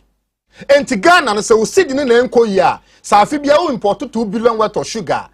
John Dramani Mahama vision of Commander Sugar Factory no. It will reduce the importation of sugar. Maybe to 1 or half a million. Half a billion. Also, I also we have business inclined government no. Where is the fertilizer industry? So clearly no. Abai we no tesono. And any penny shall solve your problem. Because you see, the more the problems are bound, the more they make money. And now you can say no, the fertilizer about betum. And then come back and could be some fertilizer bo. And Tiabani sana, abani importers no more country, they are going to make profit. Kokan the book the conspiracy of the rich. What it says and it said a government built on capitalism intentionally create problem to make money. Enti Obama free research has gone into a mess.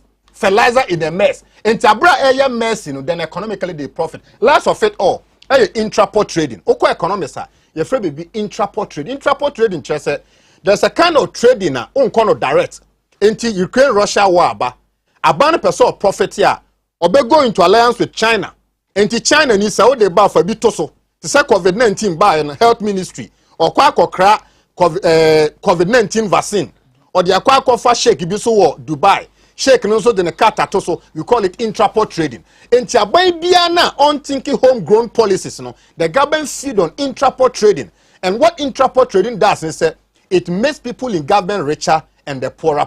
Okay, Lydia double share live on Facebook on the message what you about say akwame na dangote woni ya na tigana ha na Lydia double yema a film na say na ho emfa messages no pin na ba ko free Dako Francis or say something I won't comment emye hunu say ampa Ghana ekra normal dodo na free Russia and Ukraine for which ye was a situation we mo na but on the score of crude oil every fertilizer every wheat every even the mining companies no crampa some of the mining equipment mining chemicals no it's by this you are saying say are buying air right by saying say your problem are your way you seek asem no dodo na general our city depreciation was already there before Ukraine what ye can swear ye can debt ye can swear everything Russia and Ukraine that was say mind ko babusi no okay ye hold on me ya ye one na nya akono na nam zanti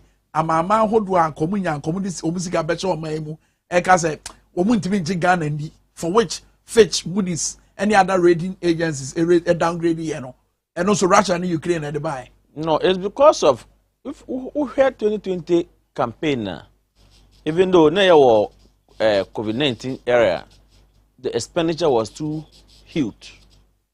That is where we have the problem. We spend in the election year even more than 2016 election.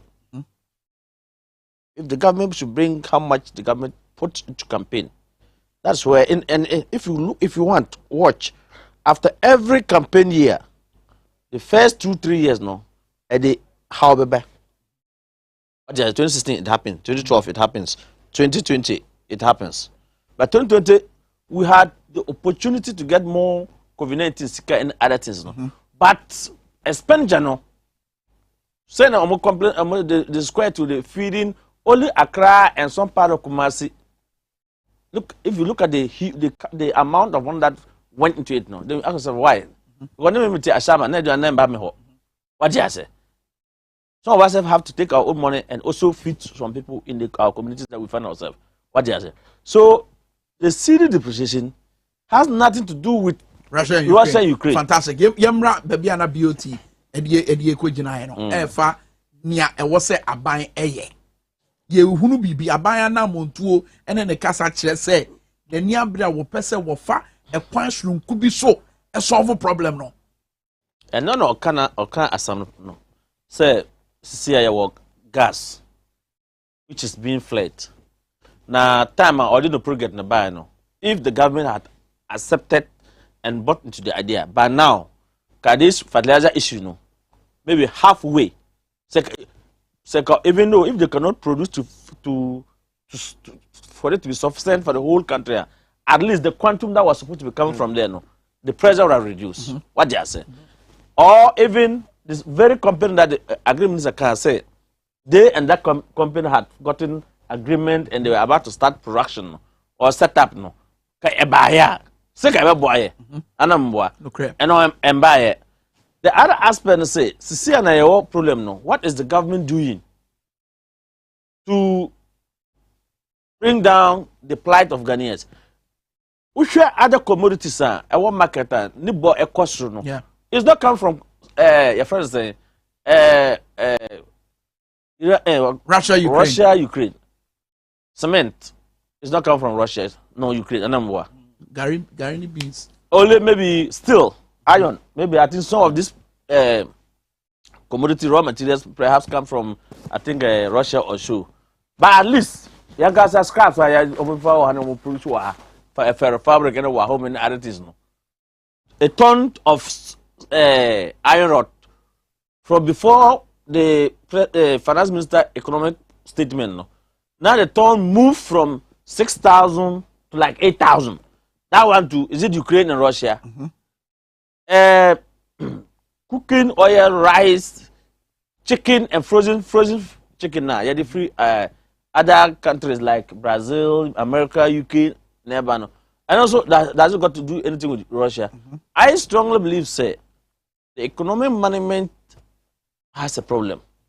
A problem near the end. Coupled with the Bank of Ghana issues. And not that Papa Professor Adamesa or now your president was spending 21 point something billion to close down financial institutions wasn't prudent. Dr. Baumia Jitum, I was saying command. It wasn't. No, because the amount of money that are buying at the time used to close down the financial institution. If they had used that money to resuscitate the banks, to hold them, they would have been performing by now better. Okay, Samson, Maminya do a quick one. On Power 97.9, yeah, Daniel, who best ye ba, ye bet one command so, but live on TVXYZ, yenya de Dr. Mamadou Baumia, the nanu ya oka ye, efa ye sika sem fapem, and he said ye see gina hopampe no, ye bo, now you are connecting to ye intia normal bo aye day. Now you have ye can't the children will say. Sabre and food inflation ti and I say the nnuane bo asi ayeniti ama inflation abegina 19.4%. Ye die baumia on the fundamentals of the economy. Ye betie something interview. Power FM ye bezie. Hwade From the loans that we have borrowed, you see that we borrowed money to build the University of Environment, Science and Sustainable Development in Somanya. We contracted the loan that is part of our debt stock. The Pokwasi interchange is part of our debt stock. The Tema Impakadan Railway is part of our debt stock. The debt borrowing for Kumasi Airport Phase 2 is part of our debt stock. Tamale Airport is part of our debt stock. Obechebi Lamte interchange is there. We've borrowed money for polytechnics and technical and vocational training centers, construction of bridges, the secondary cities program, the modernization and equipment of Tetekwashi Memorial, Kibi, Aburi, Etibie hospitals, expansion of the University of Ghana Hospital Phase 2, 50 bridges, the portable water system in Yendi.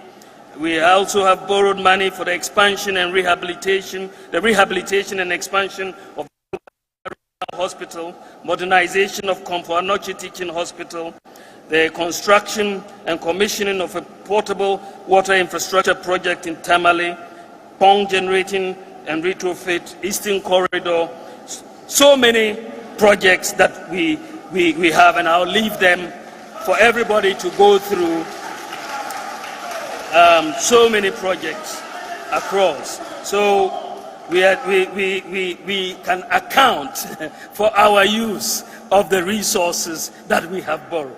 And I think, I'm not sure, but I think I've not seen any government that has presented this data to the public to see where your loans have gone. I don't know any government that has done. Dear Baumia, Eddie 21 Safo, and I say, Busi Omoko boy wa Ghana for Dimno, and Wodi one dancers says, Yeni, and or they aye. But some company, this is here. Maminka say, Franco Trading Enterprise, say, Gusuya phone, Papa Perfume, to phone Papa Pana, or say, yes, Samsung, say, Nokia, say, iPhone, Papa Pani Bino, a Franco Trading Enterprise, and I want sa Ebeka be ato. TVA, you different from down when I will be able to them, we call Jack, which was a TV guy, Franco Trading Enterprise, and Darumenti. Ama mantemo fo nyina ya wo say boro beauty there one and I feel so Franco bonframa nyunyuru air conditioning and one as Samson our government wajeje the 3 points 80 mesrewa ya word now so beka Franco Trading Enterprise abusu no say your phone say your TV say your bonframa nyunyuru ya Franco air conditioner TV ope papa ni bia enya wonsi kwan mu a eye Franco Trading Enterprise and a metro say obeko omonkrabata kese pa no ewo enkraha dabraka omone Roxy Cinema in a D and Moshe. Ubetima Franco Trading Enterprise. Ewo 39311 and afenso 0302225651. Franco Trading Enterprise was still phone papa efie. Joan Kujo 8-year life ewo power 979 and afenso message way free Frank Apia was Dangote is producing huge numbers of fertilizers and we have key distributors in Ghana, but they say the fertilizers are available without purchasing. So the government should stop using Ukraine-Russian war excuses. Frank Apia and I did message way by. But maybe also something as I'm with the beauty about now the make inflation as I'm say a normal board cost run. So what about me? What just say look, BBN you are a higher sir because after all, Sika omoji ya Ghana for dim no. Omo normal omutimidate. We government came and didn't borrow to build. A buy na Uncle Bobusha to do capital, to invest in capital intensive. We call it capital intensive, is that not it? You invest into infrastructure, road building, schools building, hospitals building. So President Mahama Soyebi. Yeah. I don't know, borrow no man completely start the secondary schools na kahono. So it's not anybody's money. Ska Mama the schools no, and other development no. It was on behalf of the people of Ghana. Is that not it? Either in domestic taxes or went for loan. Anambwa. This is not new. They're supposed to do what he's now mentioning to us.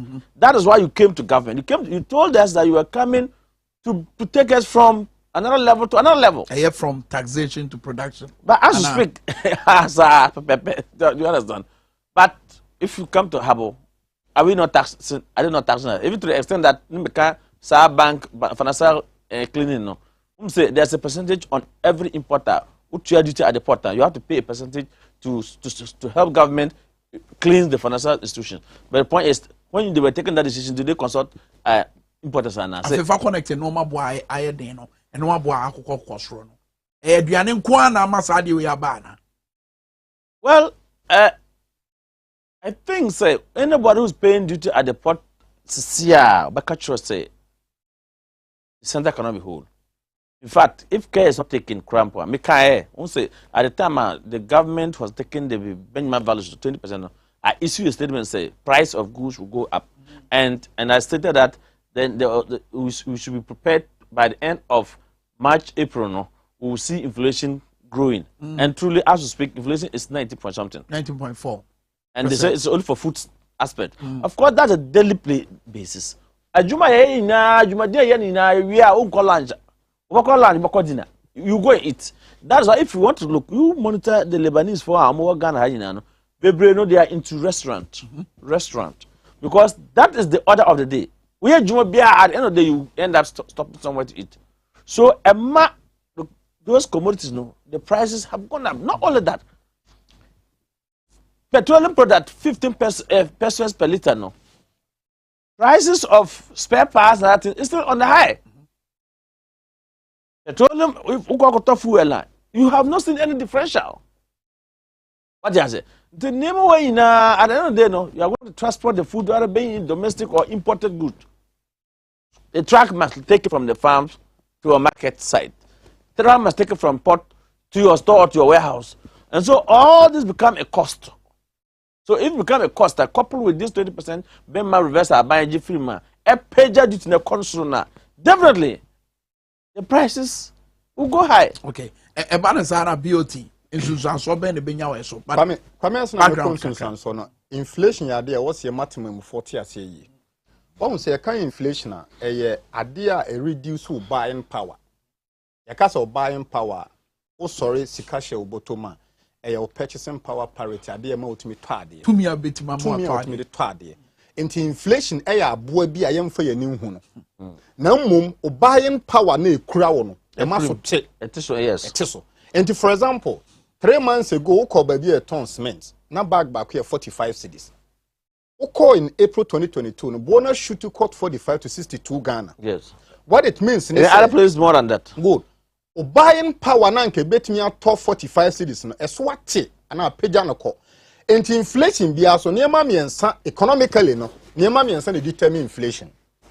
consumer price index. Consumer price index stress ade bi a okoto no 3 months ago. So samba enea. What is the difference of that index? Into 45 to 62 Ghana, so strike the difference now. The difference you get is the index on the consumer side. And a producer price index. Producer price index stress for your manufacture natural natural mineral water. The cost of it at the time. The producer price index nature said 3 months ago, so producer idea way how much did they cost to produce this one? So Drew and there, so suddenly produce the same bottle, same content, same brand. How much will it cost? Spend how much it spent to produce this. So the next one no yeah, your personal consumption expenditure index. Ya producer idea na we are okotono. Okoto we are skase na odeto. So oka niema we nyina bom na de go a basket market basket no na wo shaking we are and na inflation. Kwame inflation so no yeah, what can say the risk factors of the inflationary surge? Yeah, when you may trigger inflation. First one is demand pool inflation. Demand pool, say, chrome higher one knee, fertilizer one quatry. And to be biana or fertilizer aton, the supply side is limited, demand is higher. Yes. And the demand, agent say, and a supply what from. And the name said there's a gap between demand and supply, it will push the price up. It will trigger. And to call it demand pool inflation. Then we have cost push inflation. Cost push stress you are no produce as natural mineral water no. Otua light bill, otua my foka, otua niema bebre. Sa niema na odi produce nsuo no. Ne buo no apeja. Until it will push the price, the final product of this commodity in the market called the cost push inflation. The next one, the money supply into the economy. Obekaya, abra finance minister kasa okasa aban no ebe introduce $2 billion into the Kenyan economy. The chairman say inflation abroad what else is whereby more money chases fewer good. That is a limited explanation of inflation. And it is a bino as your barber $2 billion a good Ghana economy nima. Don't forget to say Sasikano nya adwuma bia. In the Sasikano e kwa kogun krofo bi mu botoma omo ho be ye de. Enti omo ho ye de wi a enam Sasika bo mu botom nti no edru kwawu a no diskana kotena kwawu. Near some convoy cars, near call. And the name said there will be money supply into the economy. No, every more inflation cost. The next one here, rising wages. Rising wages, just say workers agitate. Abaya tiasie, what to a ketuemu, or to a ketuenu may one yama mienu. Amoho baye de, ombetuania maka. At the end of it all, no, a man yaman so bush to the last of it all, a government policies. For example, Saban cast or the tax subsidy, but tax subsidy, just say. And Yama Boa Babe Kofom Ghana. Send Yama Boa Kofomua. The implication that people can buy more. And the one they buy more, foreign goods will not be patronized. Last of it all a devaluation. Devaluation, that was what they did. The Bank of Ghana did. Devaluation, Chessa, what now, Maimu? And a one who said, Usikana ho then, so. Said the Bayer Bema Ghana for a ton Yama will Dremuno or Matono cheaper. So devalue in the economy. It makes foreign goods expensive and local goods cheaper. And that can also lead to inflation. What bizarre question said, how can we go around all these things? Unfortunately, time into mommy. We should then have the short, medium, long-term effects. Yeah. Within the short term, no, government should control the money they supply into the economy. Within the same short term, no, I was said Sikahunu be a banning to go chronomuno, what so? Because se utu Sikahunu go maimu, ne near you may be a ya, and my inflation ba. After so the chat war may find your mammy because there's no time. Sabano per se inflation, ye control no ye pa dia. Fuel a boa costro, cost of production a boa costro. Sabanit miti fuel soa. A bema businessman who saw the fuel produce near man, what in near muscle. And this Sabano to me control exchange rate. Control fuel bois, it will have a consequential impact on the business community. So to me, within the short term, the medium long term will take care of itself. But so when you are buying or you are buying, or beka a channel where you be, regardless of some door beka, you will still come back to square one. Okay, very well. Your time na so I don't know. Messages in Pina Waham. I mean, kind of yeah, sorry. So Alfred, say Kwame, good conversation. And come emu dopa. What you say? adwenkyere nyinaa nhyɛ da nyɛ politics bɛnɛ deɛ mesua adeɛ paa Isaac Donkon so message a wɔde free ahyɛma ba wɔ se nanado deɛ mu kan nyinaa wɔntie yo wɔnte hwee sɛ mehwɛ convoy kɔ kwawu a kyerɛ sɛ masa wɔn no deɛ wɔn kan no mbɛka akwa wei messages ni bia aba mɛda mu nyinaa wase wɔrɛ asanse na afei so BOT mɛda mu ase sɛ munya abrɛ ɛmaa yɛ mo nso mo a mohwɛ yɛn mo a motie yɛn ɛwɔ power 97.9 yɛda wo nyinaa ma se sɛ yɛn nyinaa yɛatena ase abom na yɛabɔ dwa data bɛdwendwen ɔman Ghana ho ɔkyerɛ nyame yɛ adom a yɛbɛsa aba na yɛde dwumadie no abɛhyehyɛ so bɛdi Prince Kwame Nkrumah ne aboafoɔ nyinaa ɛda mo ase yɛsɔre so ama the biggest mid-morning show agyemanie power nie or the power mid-morning ɛba kae sɛ bɔ no mmienu a inside politics live ɛwɔ power 97.9 and afei so na nwummerɛ so wɔ TV XYZ sini ne ɛyɛ documentaries ahodoɔ deɛ yɛbɛyi ne nyinaa so ɛde akyerɛ mo mɛma mo nyinaa akyerɛ mo bye bye